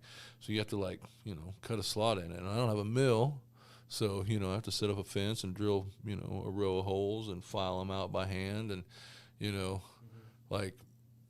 to get the fit and get everything nice and tight. I just, I've done enough of them. I just do it. I just do it. But then trying to explain it to somebody and trying to actually show them how to do it. There's so much small deals. That's one of the things that happened when Brian left was, I spent a year and a half teaching him how to make knives. And then I get a new guy in there and I'm like, okay, in my head, I'm like, it would be nice to just explain this in a simple way that, I wouldn't have to spend the next year and a half, refining and shit and, showing you how to do it. And, because there's things where, I'm sure there's little tips and tricks, to get the spray to come out just right and not, an orange peel or whatever. And it's a lot of that has to do with, the temperature and the humidity and then this and that and the surface prep and all that. And it's well, fuck, now I got to get that, you got to sand it right. I'll just sand it then. And it's no. You got there's so many, you got to be so good at sanding. And you're right. I mean, every part of it is so, it's tedious and difficult and precise. I think also maybe another viewpoint of it is like, because I think me and you are similar in the sense that we kind of indulge into the nerd side of it, like watching the videos and absorbing as much knowledge as possible. And I feel like, and I could be wrong, but I feel like a lot of times when other people come around to start trying to learn this shit, they look at it like a 9 to 5. Like, I'm going to go ahead and clock in and focus on it then. Yeah. But then when I go home, I'm going to go do other shit. Right. And that's always been the difference between the growth that I've always had in the different things that I do is kind of the overindulgence into the crafts or the or the world of it, you know. That's the paradigm shift. Like, if that doesn't happen, then it's just, you know, that's one of the things. Like when I got Brian on board, you know, I was looking for an apprentice, and that's the thing is I was like, I'm looking for somebody to go all in. I'm looking for somebody that's like, you know, not interested in just doing it for the money. Like, I don't want an employee that just comes in and makes a paycheck, because he's not going to care about what he does, and that'll show. You know, I want somebody that's, you know, passionate about it. And that's the thing is, like, I literally, dude, I wake up, I don't even use an alarm. You know, if I get up 4 every morning, and I don't use an alarm. And if I wake up at 3:20 and I try to go back to sleep, all I can think about is knives. All right, hell, I'll just get up then, you know. So you know, that's I think obviously to be good at it, you gotta put those you have hours to go all in, man. You have to, and there's man. Especially when you get to a point where somebody would want to apprentice with you, right? And that means that you have like a customer base and a reputation to uphold. Yeah. So you're trying to teach that individual how to produce the things the way that you produce them, right? To be on this level. And, you know, we're always trying to grow ourselves too, to be better and things like that. But yeah, I can see how complicated that is to have to start over or, you know, have to try to find, you know, maybe after you've taught a few people how to do it, you'll find you'll start to understand different types of learning curves, how people learn. One thing I did different this time was Mikey, my new guy, Mikey. I'm having him. We're writing a book on how to do what he does. You know, how to do what I need for him to do, and to be honest, it's for several reasons. One is it just him writing it down, and then hearing me talk about it, writing it down and doing it. You know, that's just more ways to help him absorb that and retain that information. Two, it allows him to, you know, have reference to go back to. And to be honest, in worst case scenario, if he, you know, flights out, now I got a book that'll help me, you know, get the next person in shape, I think, quicker, you know, because I'll have, you know, the steps actually written down. Yeah, I wonder, do you think that he's got that kind of mentality where he goes home and YouTubes it up? Yeah. That's one thing that I'm pretty stoked. Mikey is really like, you know, he's loving it, man. He's having a good time doing it. He asked me questions about stuff that we're not working on. You know what I mean? Like he's getting into it enough that, he's interested. And he's gonna be a good one. That everything. I mean, like, and I tried to explain this to everybody that comes around here. I'm like, I like this podcast, this camera switching shit is fucking complicated. Oh, right. It's getting easier. Like, a lot of things in the video world and even the podcast world is getting easier because it's becoming so popular, right? Right. So, like, when Dan started his podcast, dude, you had to have some, like, legit, like, music stuff, you know, music, audio, record, you know, mixers and shit, right? Yep. Now everything is like that, where it's color coded for my dumb ass to, you know, record, nice. volume. Like, it's simple now, right? Right. Well, right now the live streaming aspect is also getting to that point with podcast, where the cost of entry is getting lower and lower and lower, so more people can have essentially this type of thing, right? But what I had to do as someone that's like computer literate, but not, I can't code or I can't really do a lot of things on a computer. Get your way around on it. I can fuck around with Photoshop and things like that, but you know, to try to teach myself how to do this, I had to watch thousands of videos, it's not a very popular. It wasn't a very popular thing at the time, so there wasn't a lot of content. So there was a joining the Facebook groups, being the fucking noob, asking what T-bars those are. That was me, essentially in the in the live streaming world, right? Right. But the way I would I try to explain to like Sax when he was here and things like that. I'm like, look, man, like I have these things, but there's this free place called YouTube where you can get all the information, understand how to do all this shit, you know? And I mean, in a sense, like knowing how to produce a podcast, a video podcast like this, like that's a career path for some people, especially as podcasts are getting bigger. Well, I was going to say, like most of the big podcasts and the ones that, you know, I mean, obviously the Rogans. You get to a point where you have to hire somebody, you know, to sit there and do all the button pushing while you're, you know. Exactly. So, you know, right now I'm doing it, and you know, the goal is to, you know, Sax is, you know, my goal is to have him do that, but I can't really afford to have him sanding bikes and doing the podcast. He excels at the podcast and he wants to be in the video world. So it makes sense for me to pay him to do that. Right on. But, you know, at the same time, the podcast doesn't make enough money to pay a dude's salary for, you know, for his whole month. You know what I'm saying? Like, it's one of those passion things where like, hey man, like I'm a loyal dude. So the people that help me, I definitely try to do whatever I can to pay them back or take them with me. If you will. Well, you know, that's one thing I tell people that all the time. Like, I have never been interested in, like, you know, stepping on somebody's shoulders to get up. I'm going to climb and I'm going to fight and struggle. But as soon as I take a step up, you know, I want all my friends to come up too. Because what's cooler than like seeing your friends succeed? You know, like your podcast is kicking ass. It's fun to watch this whole thing happen. Your whole the campouts. I mean, all of that, you know, like that's just the way that's all like come together and growing.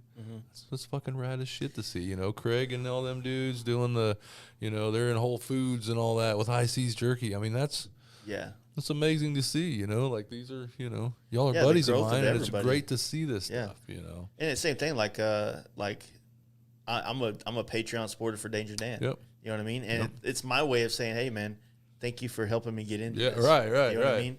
And for sure. Of course, I wanted to win a knife made my nick a long time ago. Never did. But at the same time, you know, it is that thing, man. Like it's always about, you know, showing some love to the people that help you get to these places and things like that. And sometimes it's like, man, I wish I was rich and I could show people monetary love, but or monetization or whatever the fuck you want to call it. I'm trying to use big words these days. But you know, in other ways, it's just simply just praising them, by giving them the respect that they deserve and things. But well, I mean, you know, but you don't have to always have the money to monetarily support it, because just like I do, I mean, I try to blow up as many people as I can on my stuff just to help them out. You know, it helps. Just to help, because that fucking feels good, you know. So yeah, for sure. Yeah, this I think that, like, you know, getting back to the whole like people wanting to dive into these hobbies, basically, you know, whether it's custom paint or photography or you know, making knives or tattooing for a lot of people start as a hobby as well. Playing music, you know, like it's probably hard for a lot. I think maybe you said it at the beginning of the podcast. It's kind of like you can fuck yourself if you're doing it for money at first, right? Oh, right. Oh, yeah. But I mean, I won't kid you. Like, I got into painting for money. Right. You know what I mean? Because I was doing the shit that nobody wants to do. Right. That was my paycheck. Yeah. But when the art came along, when the custom paint came along, like, I didn't give a shit about getting money. We hung out in the garage and painted all the homies' bikes and cars, and every day it was like, hey man, just go buy some rolls of tape and buy that paint and some clear, and we'll sand this bitch down the night and flame it out. And I fucking miss that shit so much, man. I miss it because it was you know, like, there was no Instagram to please. You know, not that there's some kind of people that I got to please, but there's not a reputation to uphold at that time. Back then, it was just like fun. It was just, you know, drinking a fucking gallon of, you know, Red Diamond iced tea and fucking getting after it, man. No you know, till 4 a.m. and then, you know, like, that shit was fun back then, man. I miss it, but too many bills these days, man. Well, that's one thing that I'm pretty stoked on is, you know, I tell people all the time, you know, when people come over, even people I talk to, you know, I tell them, like, you know, unless you fucked up, you know, like, you're welcome in my shop, you know, come over and hang out. And it's pretty cool because actually, like, you know, it was funny. The wife and I were talking about that the day after I got back from the trip. You know, there's like 6 dudes out in the garage, you know, like throughout the day, you know, like people come over all the time, hang out. You know, I got a couple of buddies that live real close and they stop by all the time. And then my buddy Chris comes over and he makes knives, just to, you know, for something to do. And then I got, you know, Mikey's there and, you know, somebody will show up to buy a knife or something. And, you know, it's just like, yeah, like there's always a flow of people going through. And, yeah, I dig it. I dig it because it's just, I dig the interaction with people, you know. I'm always like, I'm the same way, but I when I do have this time period where all the homies are coming by, you don't get shit done. I'm like, dude, you know, but then when they're not here, you know, like, cause like I can get a lot of shit done when it's by myself. Right. I can turn into like this automation type situation where I'm sanding this while this thing's drying and then this is going on. I'm like multitasking 5 different things. Right. You know, there's a podcast downloading right now on the computer while I'm sanding and this and then, you know what I mean? Like I'm just walking, I was sweeping over here for, you know what I mean? Yep. But then when someone else comes around, like it does kind of slow me down. Or when I have an employee here, that I feel reserved when I have people around. You know what I mean? I got you. Like, in a sense, I try to tell people, like, look, I am who this is, but when I'm in my workplace, I don't talk. Right. You know what I mean? Because I'm not used to talking. I'm focused on shit. You know what I'm saying? I do the same thing. I mean, there's times when people come over and I'll stop. We'll go sit out in the front yard and like talk or whatever. But, you know, there's other people that come over and there's other times when I got shit to do that, you know, come over, hang out, man. But know that I'm going to be working. You know, there's going to be noisy machines running and, you know, I'm going to be busy. Yeah, it gets, so we got to talk about this Mexico trip. Okay. Hell yeah. So I didn't even know about it until this weekend. We were out there and someone brought it up about you getting hemmed up out there. Oh, so how'd that go down? Right. Well, y'all didn't go to was it the fucking what's EDR? EDR was it EDR? El Diablo run. Yeah. Well, yeah. So, I mean, obviously, initially, that was the plan. You know, it's like, okay, we're going to go to EDR, but you know, let's make a ride out of it. And this was like, I guess Gary called Dan and was like, you know, let's make a real ride out of this and do this. So, you know, Dan like puts together a, you know, kind of a loose itinerary, and it's, you know, it's loose. Deep. Well, it was deep in Mexico, man. It was just, you know, like he literally saw like pictures of Zacatecas. He saw pictures online and was just like, that looks like a beautiful city. I want to go check that out. So that's why we went there. But yeah, the goal of the ride was like to go ride the Devil's Backbone. You know, it's like the most dangerous road in the world. It was 140 some miles long, 2,200 curves. You know, and it was cool because how the hell y'all's choppers get through that? Oh man, it was crazy. Like there was so little traffic that there was rocks in the road. There was still, you know, just laying there. And it was really cool because so the Devil's Backbone is called Mexico 40, and then they built Mexico 40D, which is a toll road. And the toll road the toll road like runs just about as straight as you can possibly go, right straight across those mountains. And there's like 111 bridges that they built for the toll road and 61 tunnels, like, you know, tunnels through the mountain. And we hit 0 of those bridges and tunnels. We took the old road the whole way. Nice. So, I mean, it's just like the cool part was there were times when we would like pop out of the trees and we would go under a bridge. And you could see the bridge go across, and it, you know, the bridge might be a third of or eighth, of a mile long or whatever, and you'd see where the bridge went across, went through the mountain through a tunnel, and then just a little bit further across the bridge, and then went off into the trees again. And we'd go under the bridge and go like around, just wind around and around and around and around and down and down and down and down and down and down and down and down and down and then through some little town and then all the way back up and 30 minutes later you're at the other side of the bridge that you saw when you know what I mean. So it just makes it that the old road that's why it takes so long. It's just because it literally crawls across the mountains and the toll road just shoots straight through. And so which was crazy because the old road was amazing. Like the first third of it was brand new blacktop, brand new, and the rest of it was really, really, really good shape. So, yeah, I mean that was the whole flow. We kept telling everybody like, why are you going to Mexico? Or like we were in Mexico, people were like, what are you doing here? Like, well, we came to get tacos. Like where do you go get good tacos? Yeah, but yeah, we went to ride the Devil's Backbone, and that was just to do a trip like. It was the Desperado run. It was just like, yeah.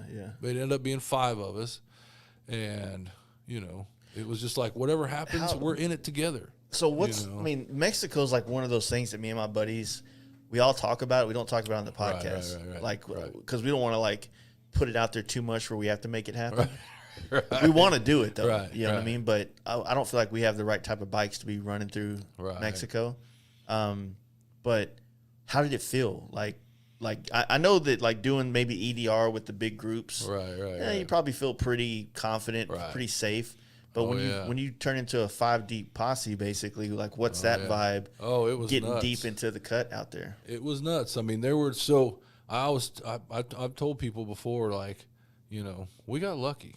Mm-hmm. You know what I mean? We did. I mean, there were some situations that were odd. There were some situations that could have just gone to shit in a second, you know what I mean?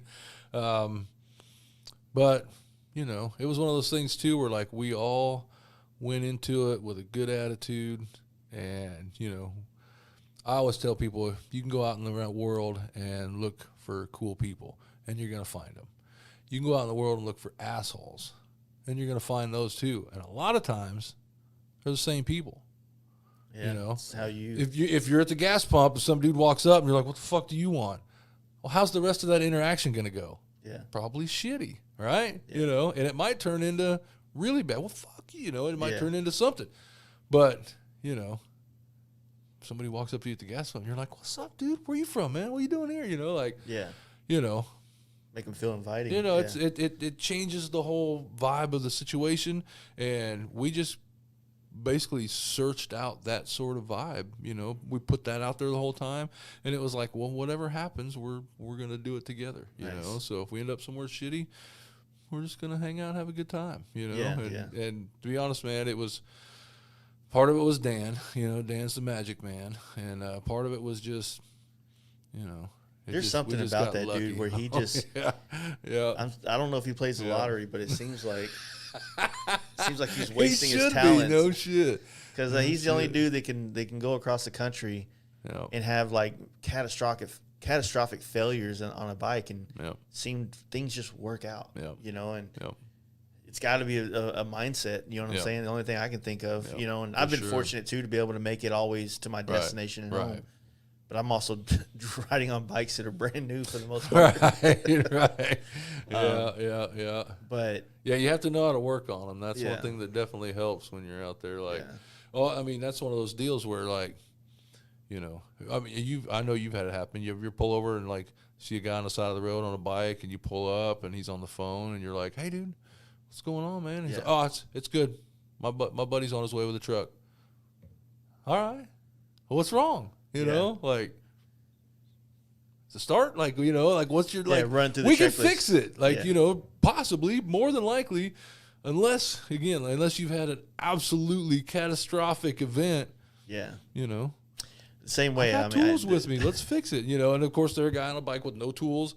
And, they're just like, oh, it broke down and won't run. Call my buddy Jeff. He'll come pick me up. And then they take it to a shop. In Sturgis, we had just done Iron Mountain in Sturgis. Right. And we had stopped down in Keystone to eat lunch. Right. And we all finished lunch, and Jaden called me drag, and his bike wouldn't start. And it's a fucking brand new bike. Right, so it had to me, it's got to be a fucking unplug something. Right.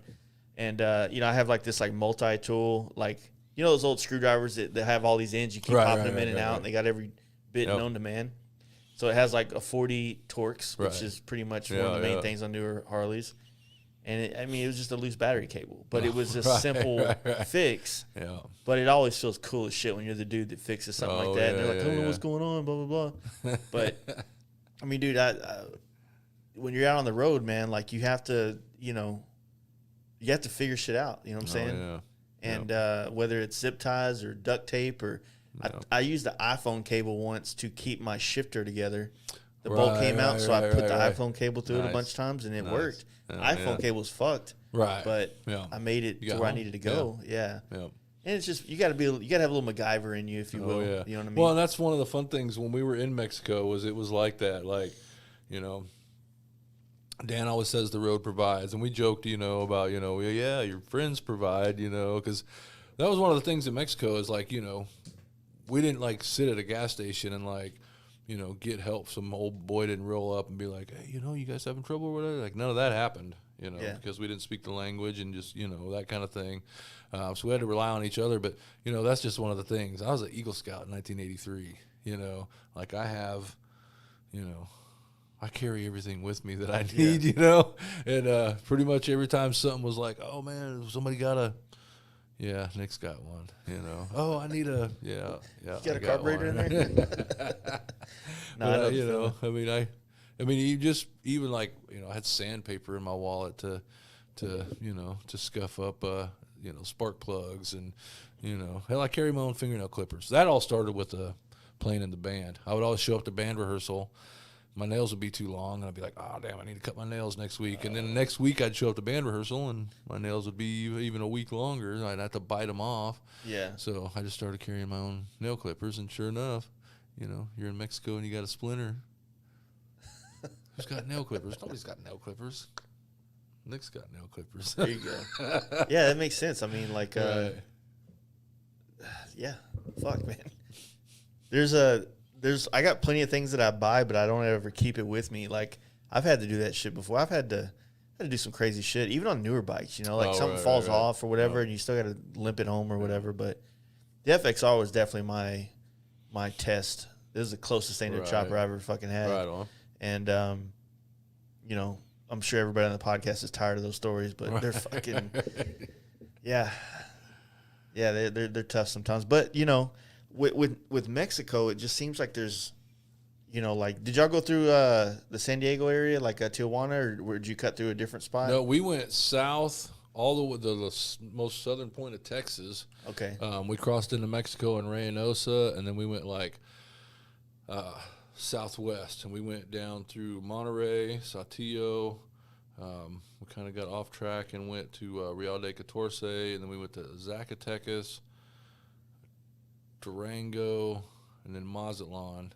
And then from Mazatlan, we had a day off because the ferry only runs every other day, but we had a 14-hour ferry ride across the Sea of Cortez, the Gulf of California. Hours? Yeah. Shit. They said it would be, I think online it said 11 hours. I think when we talked to them, they said it would be 10 hours. And yeah, it was like 14 hours. And I mean, to be honest, we were in dock the last like 2 hours. They just wouldn't let anybody off the boat till the sun came up,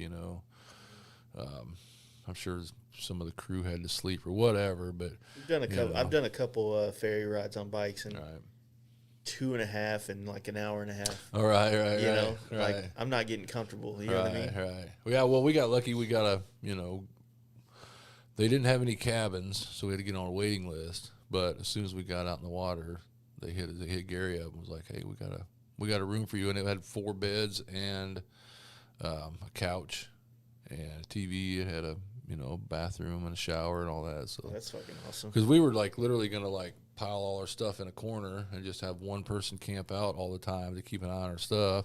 And then we're like, well, if we get a room, we can put our stuff in the room. But we got lucky because on the boat Dan got sick, like sick.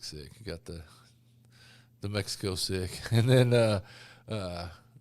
like the day after we were in the fucking desert, Al got sick. Mm-hmm.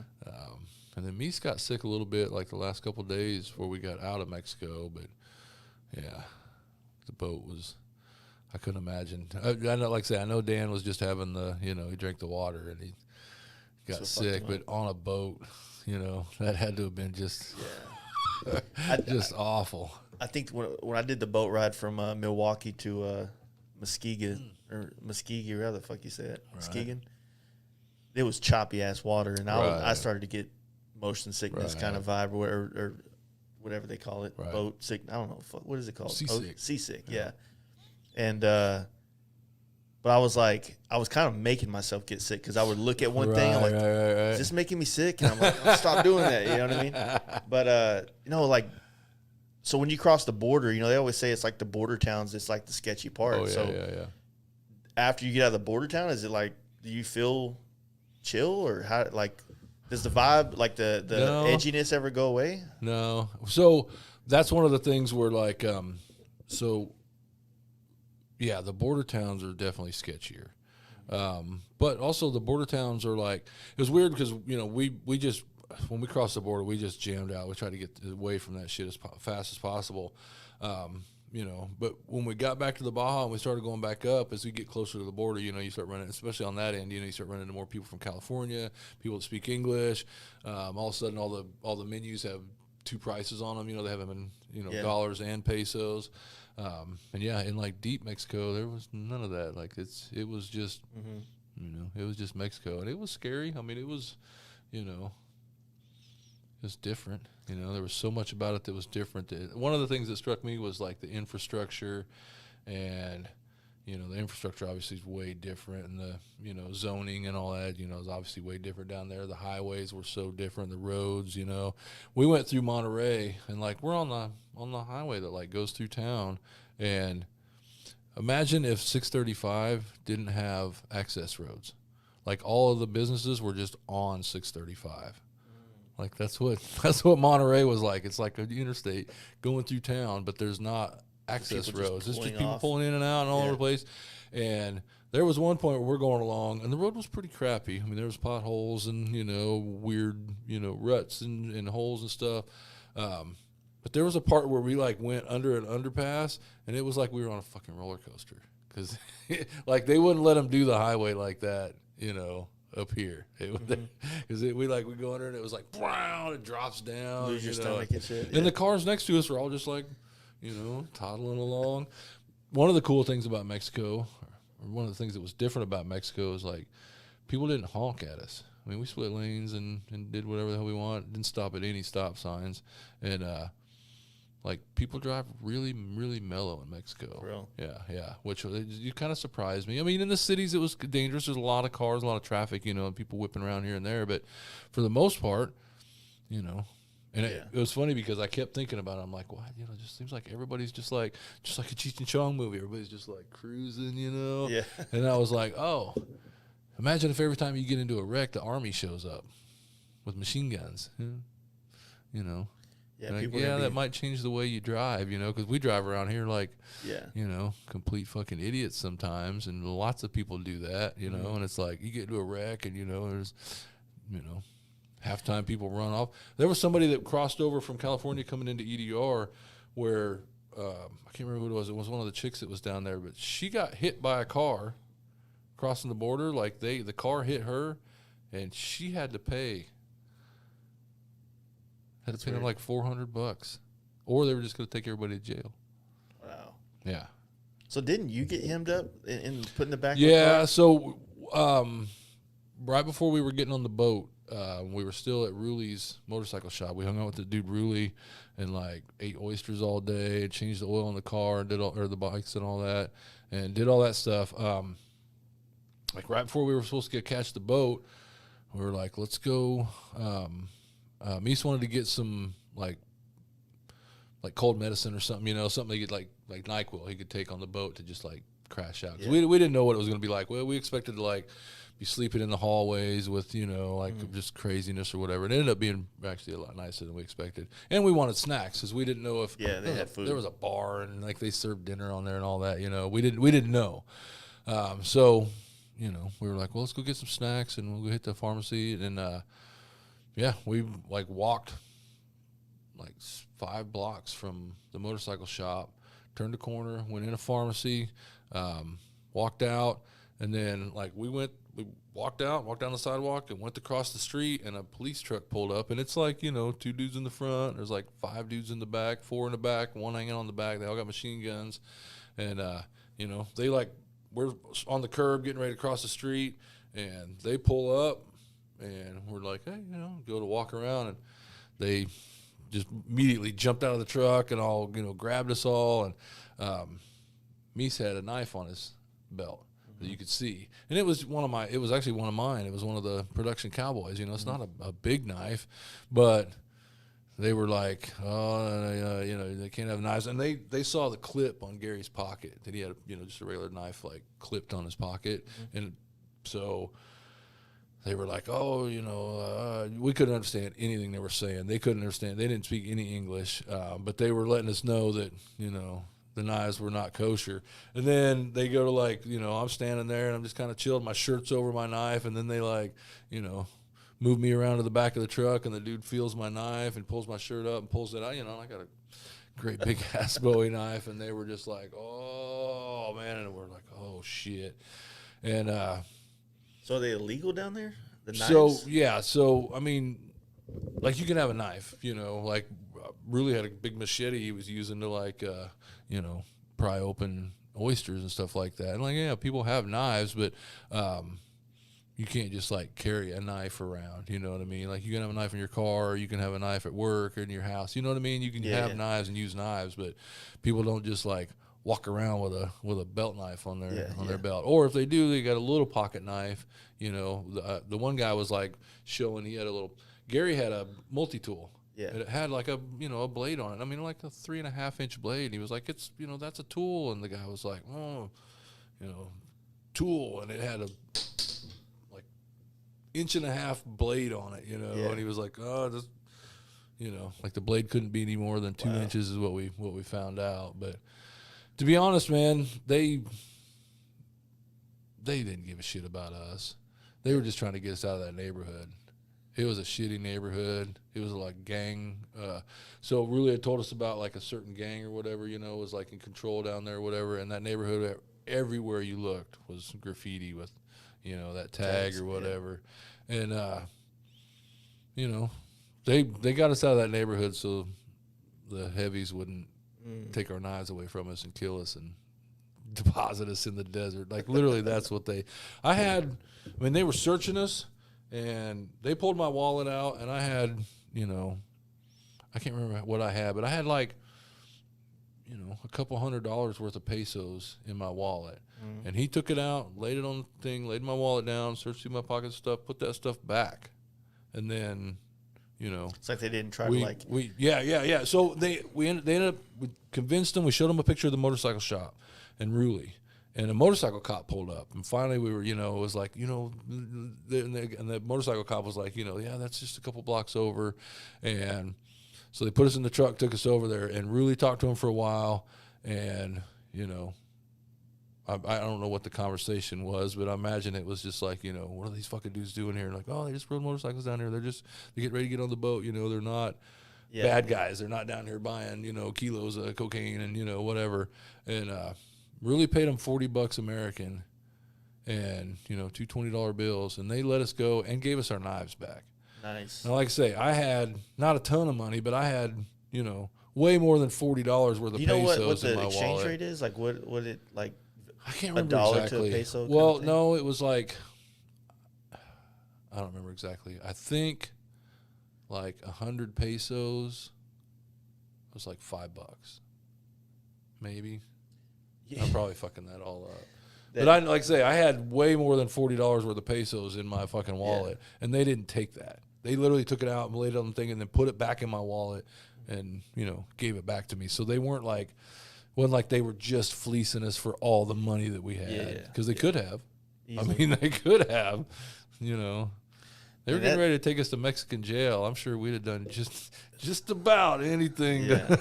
That's I guess what is kind of scary about it is when you have a guy like Dan, I imagine all you guys kind of have a similar demeanor where you kind of just can float with everything and float through it. Yeah. I take fucking Big Will Cody down there. He's fucking getting drunk at some Mexican bar. Like, we're not leaving that motherfucker. You know what I'm saying? Like, I don't know if I have the right friends for that trip. Is what I'm getting at. Well, I do know that. That's one of the things that Dan, he put the trip together pretty well. Like the people that he invited, he knew that there were people that he could, they could get along with and depend on. And like it was, and to be honest, like there were 6 of us. Rob was supposed to go. He broke down before we even left Texas, and Motostuca Rob, and it was one of those things where like, yeah, definitely. In fact, I was listening to your Sturgis recap today. I was listening to part of that, and yeah, there's a whole different dynamic. Like if you got 15 dudes that went to do that trip, it would have been completely different. So.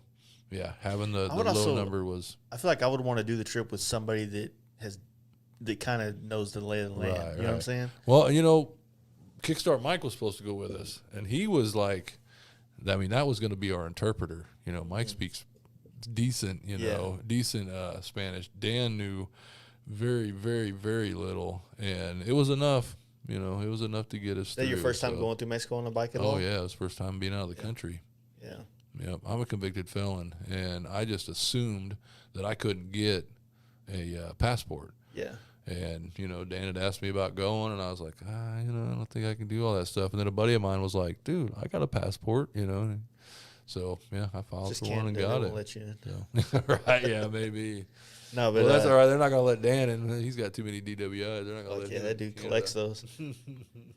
But, yeah, I don't know, man. I want to do it. It's such... like a lot of people probably look at like Canada and Alaska as like that, frontier type thing. But I don't know, there's something about Mexico that like you just don't see as much of it on social media and things like that. So to me, it's more of that unknown. It was wild, dude. It was really wild. I mean, there was time, we stopped, like I say, we went through Monterey, it was funny because we stayed in like capital cities the whole way through, almost like, we stayed in Saltillo, which Monterey is the capital of that state. But then we stayed in, Durango is the capital of Durango, and Zacatecas, the capital of Zacatecas. Mazatlan's the capital of whatever the hell, I can't remember what that state's called. But we stayed in like all capital cities. But along the way on the road, we stopped in this town called Venegas, and I mean, if I were to guesstimate, I'd say Venegas is probably, a town of like maybe 300 people. We stopped at a place, El Palmito was on the Devil's Backbone, and we stopped in that town. And from what I could look, like when you're looking around, there might have been 20 people that lived in that town.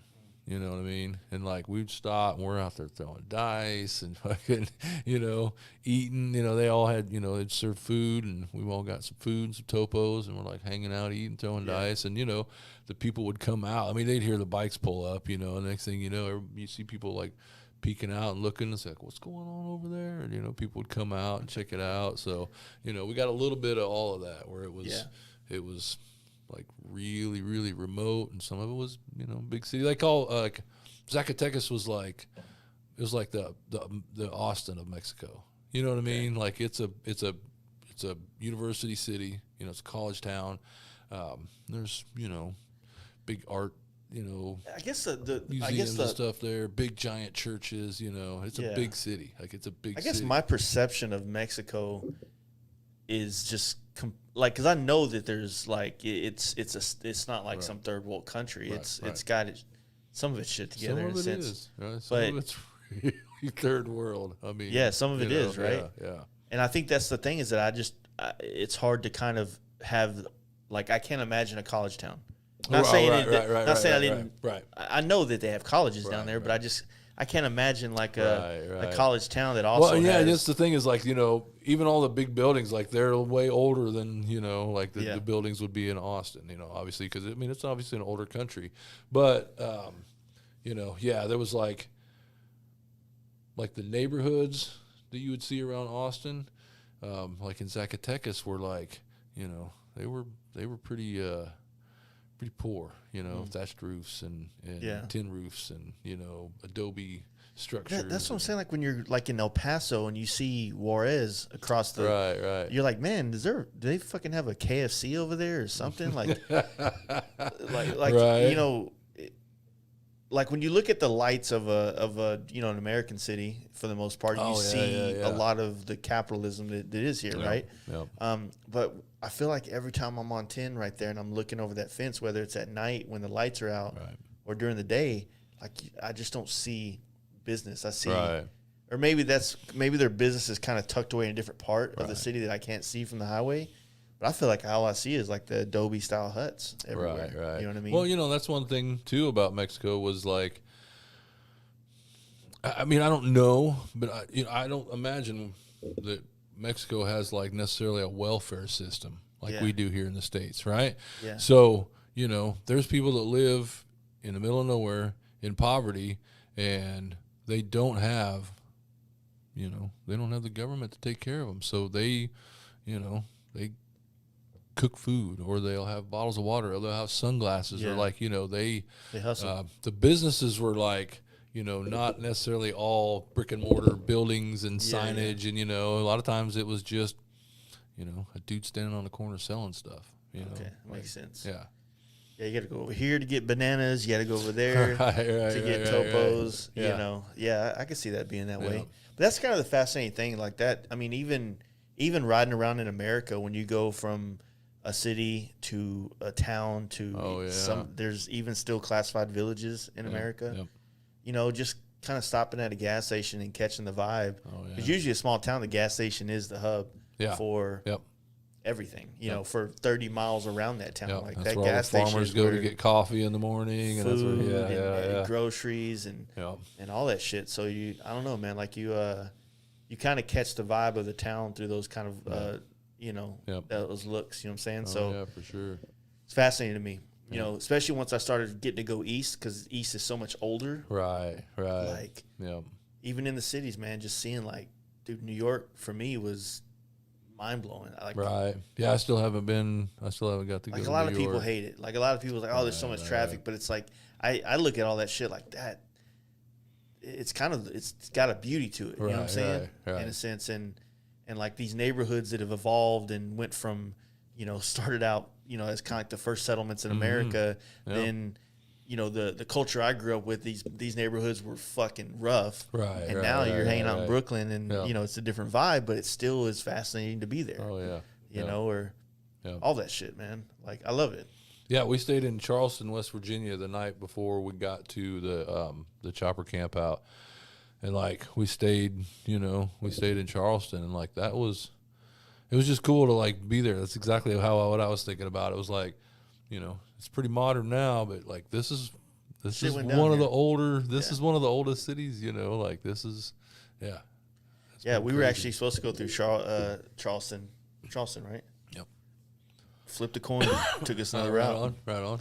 And now all of us are like kicking ourselves in the ass. I've ridden through a tiny portion of West Virginia. I don't know if it counts to say that I rode West Virginia or not, but that's all debatable.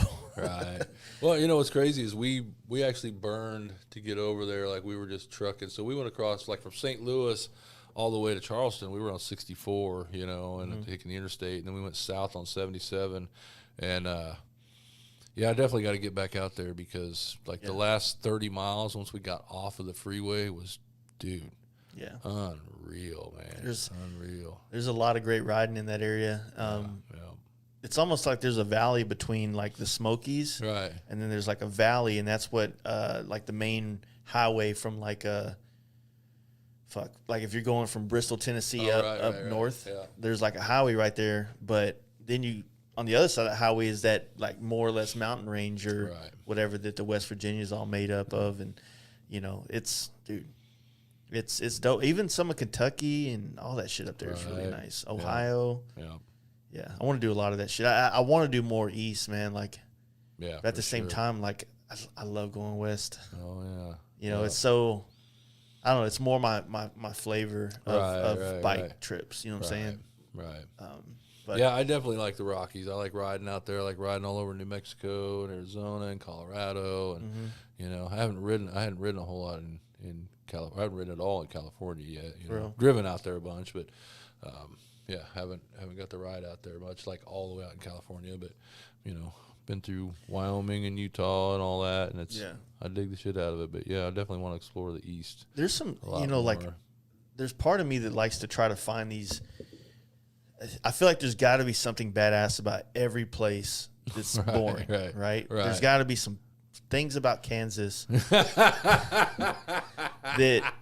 that you want to exploit. Like, there's no way there's this much land that all sucks, right?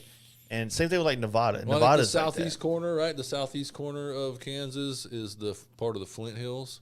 Yeah, and that's actually really pretty through there. And it's I haven't ridden any of that. Right. Yeah, there's some cool stuff. There's some actually. There's out like north of Dodge City, on your way north from there. I think a little bit over and then north. There's like some. Like, I guess they call them monuments, kind of like Miami Valley, but they're not. Obviously, they're not as tall or anything like that. But you know, it's almost like there's lots of Badland type stuff scattered out through all those plains and stuff like that. Yeah. But you know, I've said it many times in this podcast, like reading or listening to the audiobook about the Comanche Indians made it interesting to go across the plains. Before then, I'm like, fuck, this is horrible. But then you're like, oh shit, like buffalo cool roamed happened, here, and Indians chased them, and cowboys, and like it changes the perception. Or watching the railroad shows about how they moved the railroad west, it's like those towns become more interesting. You know, all that shit. You gotta, I don't know. To me, you gotta find something about it that like makes it cool, because Florida's the same way. Like Florida's a boring ass ride to me, but there's history there. So you got to find that history and find a way to make it, you know, kind of inspire you. Louisiana, same shit. But then you go, you know, there's things about Louisiana that like, oh fuck, man, this is kind of interesting. Now you look at the towns a little bit differently, or you know, whatever the case may be. And Dan's kind of one of the guys that kind of pushed that on me. You know what I mean? You know, but. Or just the chopper culture in general, you know, kind of push that on me. Like, it ain't all, you know, riding across countries. Honestly, I'd rather ride across Kansas than do a lot of other things in my life. You know what I'm saying? So, Yeah. I'd still rather be out there than doing certain things. So, the perspective is there. But yeah, I mean, I don't know. The New York thing definitely seems like it's a bucket list. But I'm not. I mean, I'm patient with that one. Like. That's more life or death kind of situation where I don't want to fucking like just be, you know, hot headed going down there saying, you know, thinking, hey, you follow me on Instagram? You know who the fuck I am? You know what I mean? That kind of bullshit. You know what I mean? I don't think it's going to take me very far. It's funny because we went on this trip. As soon as I hooked up with Spook, he did that a couple of times where we'd stop and he was like, you know who this is? This is Nick. Knives Made by Nick. And he'd give him a card, stickers, and I'm like, let's just hold off on that. Like, I'm a little more organic than that. I'd rather just meet somebody and like talk to them, and you know, I don't have to impress them with what I do or whatever. You know, I'd rather just get to know them, and you know. There's that dude. I've had friends that would like we'd all be hanging out at a bar or something, and some chick would come up and they fuck with me that stuff. You know how many followers this guy has? And it's like, dude, calm down. She has a nice ass. She probably has more than me. So let's fucking not do that right now. Yeah, hell yeah. It's so weird, man. Because like you know, man, I don't like talking about it either. I don't like it to be a part of a conversation with strangers at all. Right. You know what I mean? Yeah. Because I feel like sometimes their perception changes. Like it becomes like it's like they're filling you out. Like, can I gain something from this person in some form or fashion? Yeah. Like, or they just treat you different. Yeah. You know, like, you know, I get that. You know, I have buddies that all like fuck with me. You know, they're like, oh, you're getting famous. You know, and it's just like, man, you know, I'm not. You know, maybe more people know who I am now than they did before, but you know, I'm just some dipshit that hangs out in this garage and makes knives. I go ride my motorcycle as much as I can. Yeah. You know. Like, there's nothing special about me. I'm not like, you know, I just do what I do, man. There's plenty of things special about you, but at the same time. My mom says that too. Yeah. But, you know. But I mean, I guess what it is. It doesn't make me any more special than anybody else. You know what I mean? Like, I mean, everybody's got their thing. So. But so, I mean, now that like the bike thing is definitely something you do a lot, like, what are some of the things that you're wanting to accomplish, like whether it's trip wise or are you is there any type of bike that you've been thinking about building yourself now that you've kind of, you kind of understand metal in a different way now? So yeah. So, well, I mean, the only thing, to be honest, I love Jolene so much, man. I'm going to rebuild her and not do anything else, not really change anything. Yeah. So, Kickstart Mike didn't go on the Mexico trip, and he didn't, he was jealous of the Lolo run. Like I would say he's jealous, but he was really stoked on it. He told Dan, he was like, "Man, I'm really stoked on that." He's like, "You needed to put a ride together like that." And Dan was like, "Well, we went to Mexico. You were invited. You didn't go, But he's like, "Oh, you want to do something in the States, And he's like, "I really like the fact that they were all on like old bikes, And Dan was like, "Well, what are you saying?" He's like, "Well, I want to do a trip. Let's put together a trip where it's just all you have to be old bikes. They have to be kickstart only."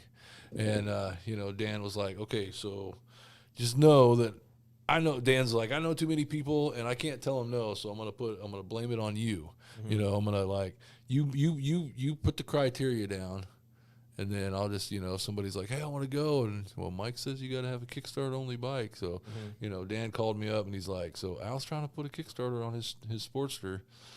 I'm just letting you know, if you want to go, Mike says you got to have a Kickstarter." So, to be honest, I'm not really interested in building a Kickstarter bike. I don't think I can start. My ankle's still destroyed from that deer. Just buy you one of those little covers that have a... Dan loves those. Yeah, I just need to put the starter button at the bottom of the. Yeah, so when you kick it down. So when I kick it down, maybe, yeah. But I don't know, man. I just want to keep riding. I want to keep working my ass off and doing what I'm doing and be able to ride as much as possible. I'd love to get out of the country again. I'd love to go somewhere that didn't have so many machine guns. You know what I mean? Like, you know what I mean? Like, I mean, Mexico was awesome. So freely. Yeah. Mexico was awesome, but man, it's like, I mean, imagine if you crossed from Iowa into Illinois and you had to go through a military checkpoint where they were just like, not that they were mean or, shitty, but, they don't have they're not like, "Hey, how are you guys doing?" It's more like, "What the hell are you doing here? Why are you?" And it's like, you're going to cross Illinois and then you're going to be into Indiana and there's another military checkpoint with dudes with machine guns, and you're just like, it was stressful. I mean, like I said, we stayed in hotels every night, and I like to travel and live off the bike and sleep in a ditch, sleep behind a gas station, sleep at a park, just that scooter tramp vibe. Yeah, and you can't, in Mexico that just wasn't safe, and we didn't do that. So I want to go somewhere that's, a little. What's like one of the places you're thinking about more? Like, I don't even know. I don't even know. It's hard to fathom. Like, I'd love to go to Nepal. Dan went to Nepal and did all that with Bear and Booty. The motorcycle Sherpa. That would be a blast to go do.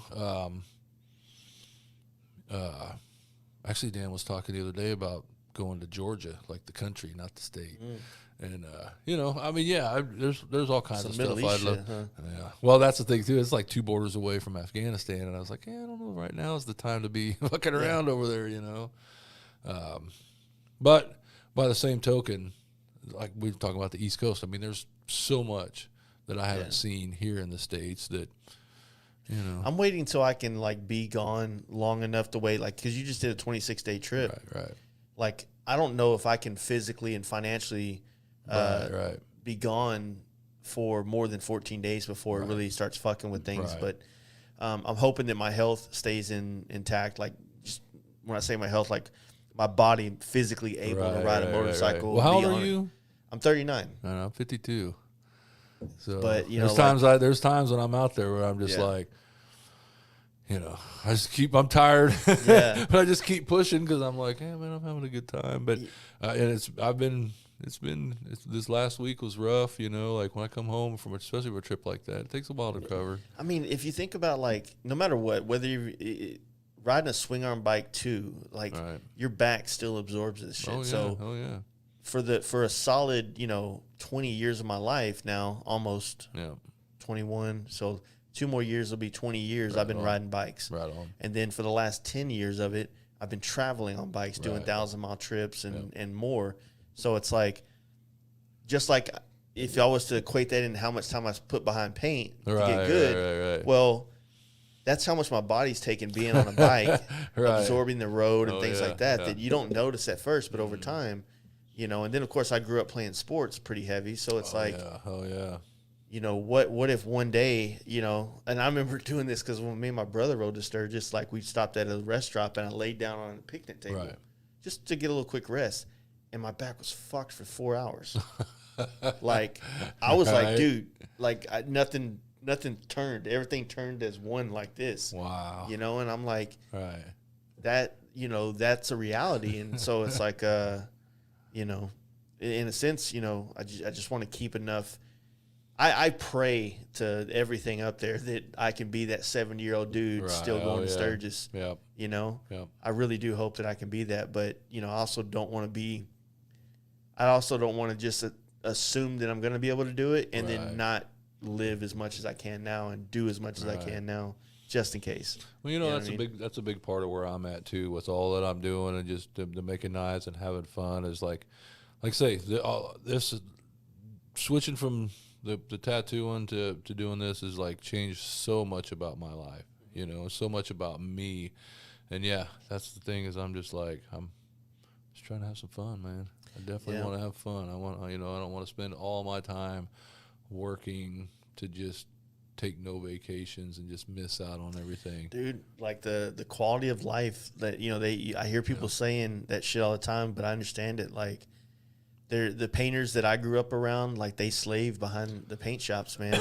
They you know, it wouldn't be hard is what I'm getting at to turn this shop into a very high production shop, which would not allow me to do anything else. Right. Yep. And I love being on the bike, man. And now that, you know, things are getting better in life, it's like I also like the fact that I get to spend more time with my kids when he comes around. Yeah. Before, it's like my kids would come and see me and they went to work with me all the time. Oh, right. You know what I mean? Yep. But now it's like, okay, well, you know, my son's coming over. I'm trying to find out what we're going to go do this weekend. Right. You know, like my daughter, dude, me and her grew up together. Right. You know, right. Like we have a really close bond, I think. I hope. She's grown now, but you know, like she remembers me she lived with me solely for quite a bit of her life. It was just me and her, and she remembers quite a bit of like getting home or me picking her up from school and us going hanging out at some car shop as I airbrushed the hood. Right. You know what I mean? Yeah. And you know, it is what it is. But you know, like it's one of those things. Like now, you know, it gets to a point where like my son likes riding bikes, so I take him on little bike trips. We'll go camp and shit like that. But it's time, man. It's fucking. It's one of those deals. But yeah. Busy man though. Yeah. So what's you doing more trips this year? Fun, or what? Man. Well, I mean, so I'm doing. You know, Oliver's got Southern Throwdown. Yeah.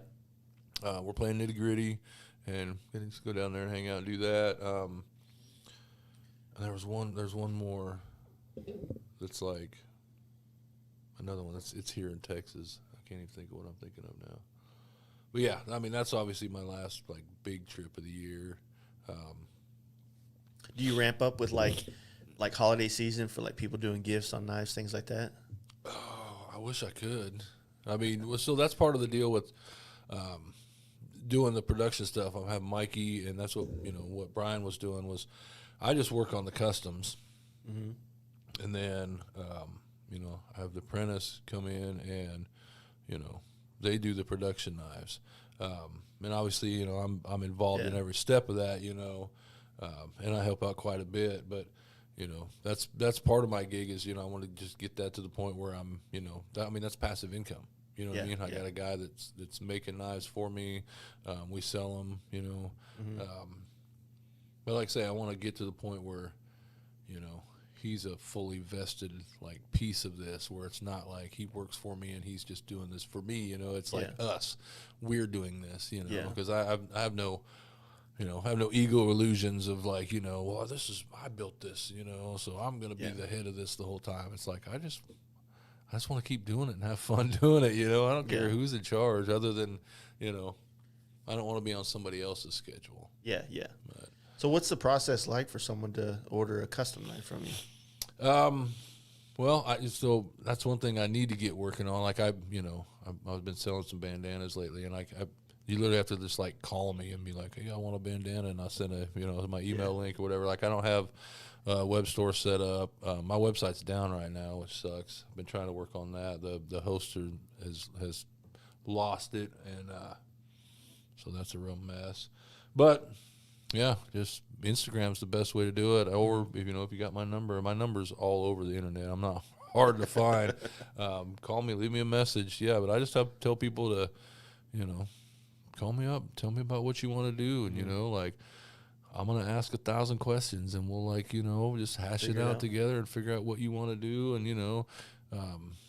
then I'll shoot you a quote, and we'll get you down for a deposit and get you on the work board, and then when I get to it, I get it rocked out and finished up. And that's one of the things that I've always a lot of people that before I understood anything, which I don't know a lot about like the knife making, but just watching it and seeing the process and seeing the lengthy amount of work that goes into it. Right. I know how to sand, so I know how long that fucking takes. Yeah.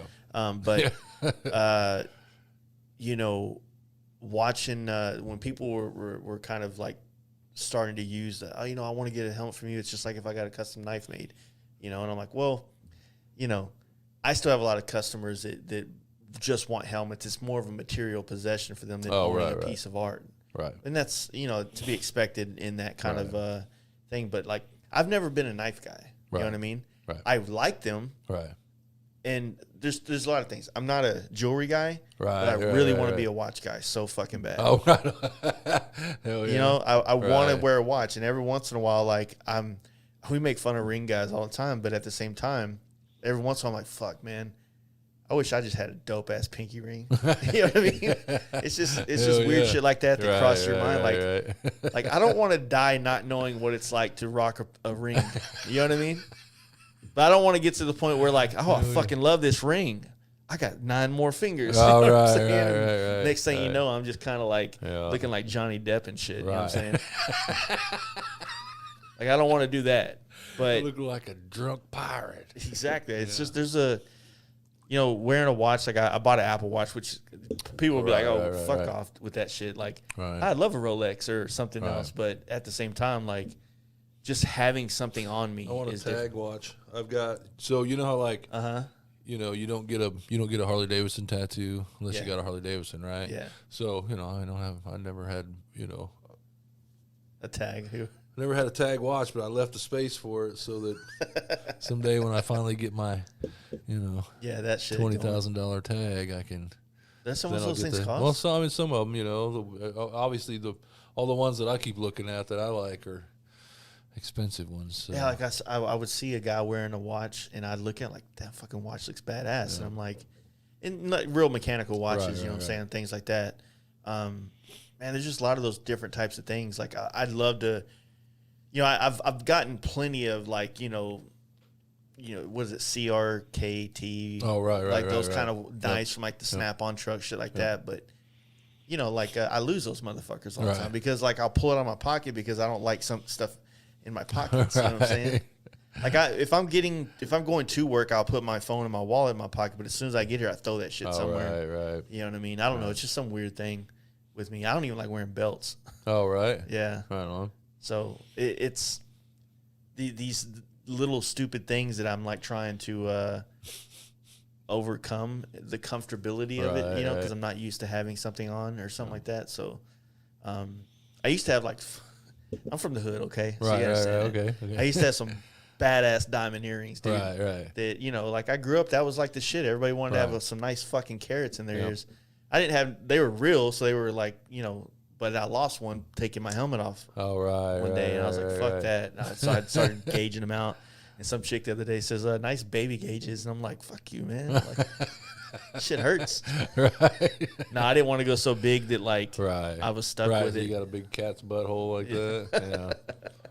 Oh, yeah. But, there's just a lot of things like that I want to try, and, I look at motorcycles that way. I look at, I don't know. It'd be nice to be stuck in your ways because that way you're predictable. But sometimes, like, I look at life in a situation where it's like, man, I want to experience that.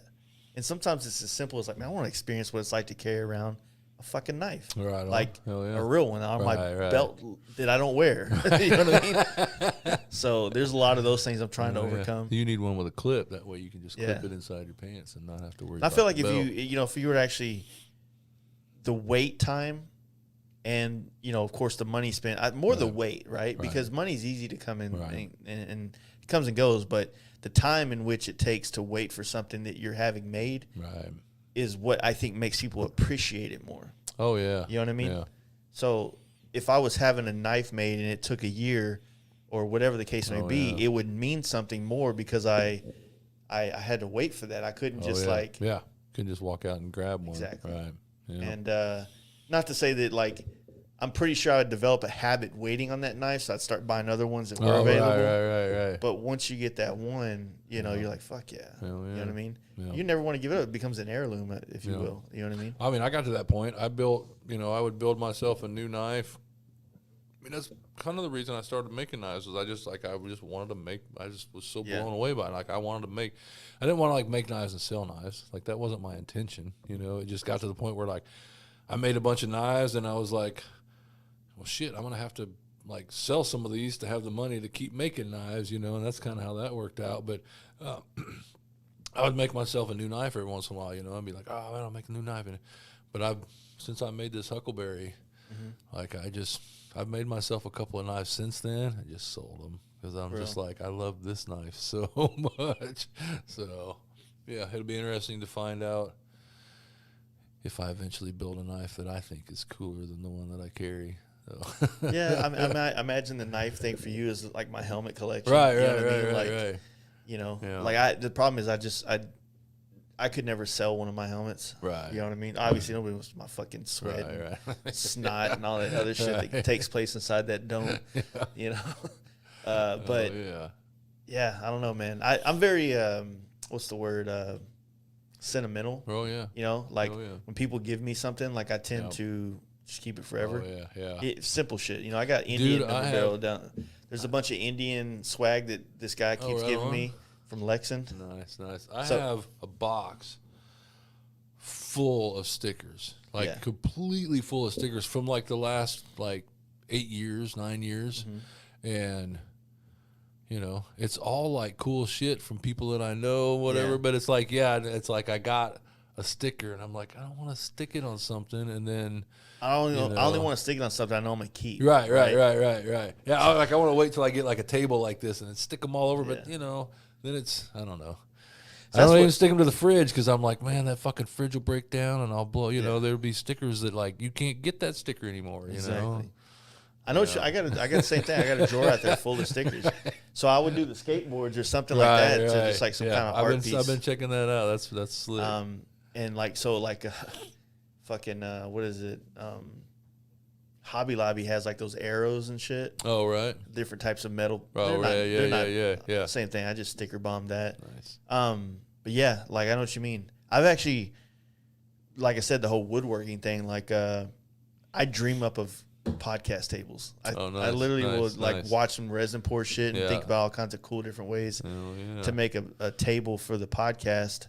Because now that we have one, like, when you do 4 people at this table, the legs underneath it are right where you would have, so that gets annoying. And then when we drink a lot of beer, it's like having, like, a recessed, like, kind of stainless steel trough that can hold ice and just have beers in it. A little light in there to light it up.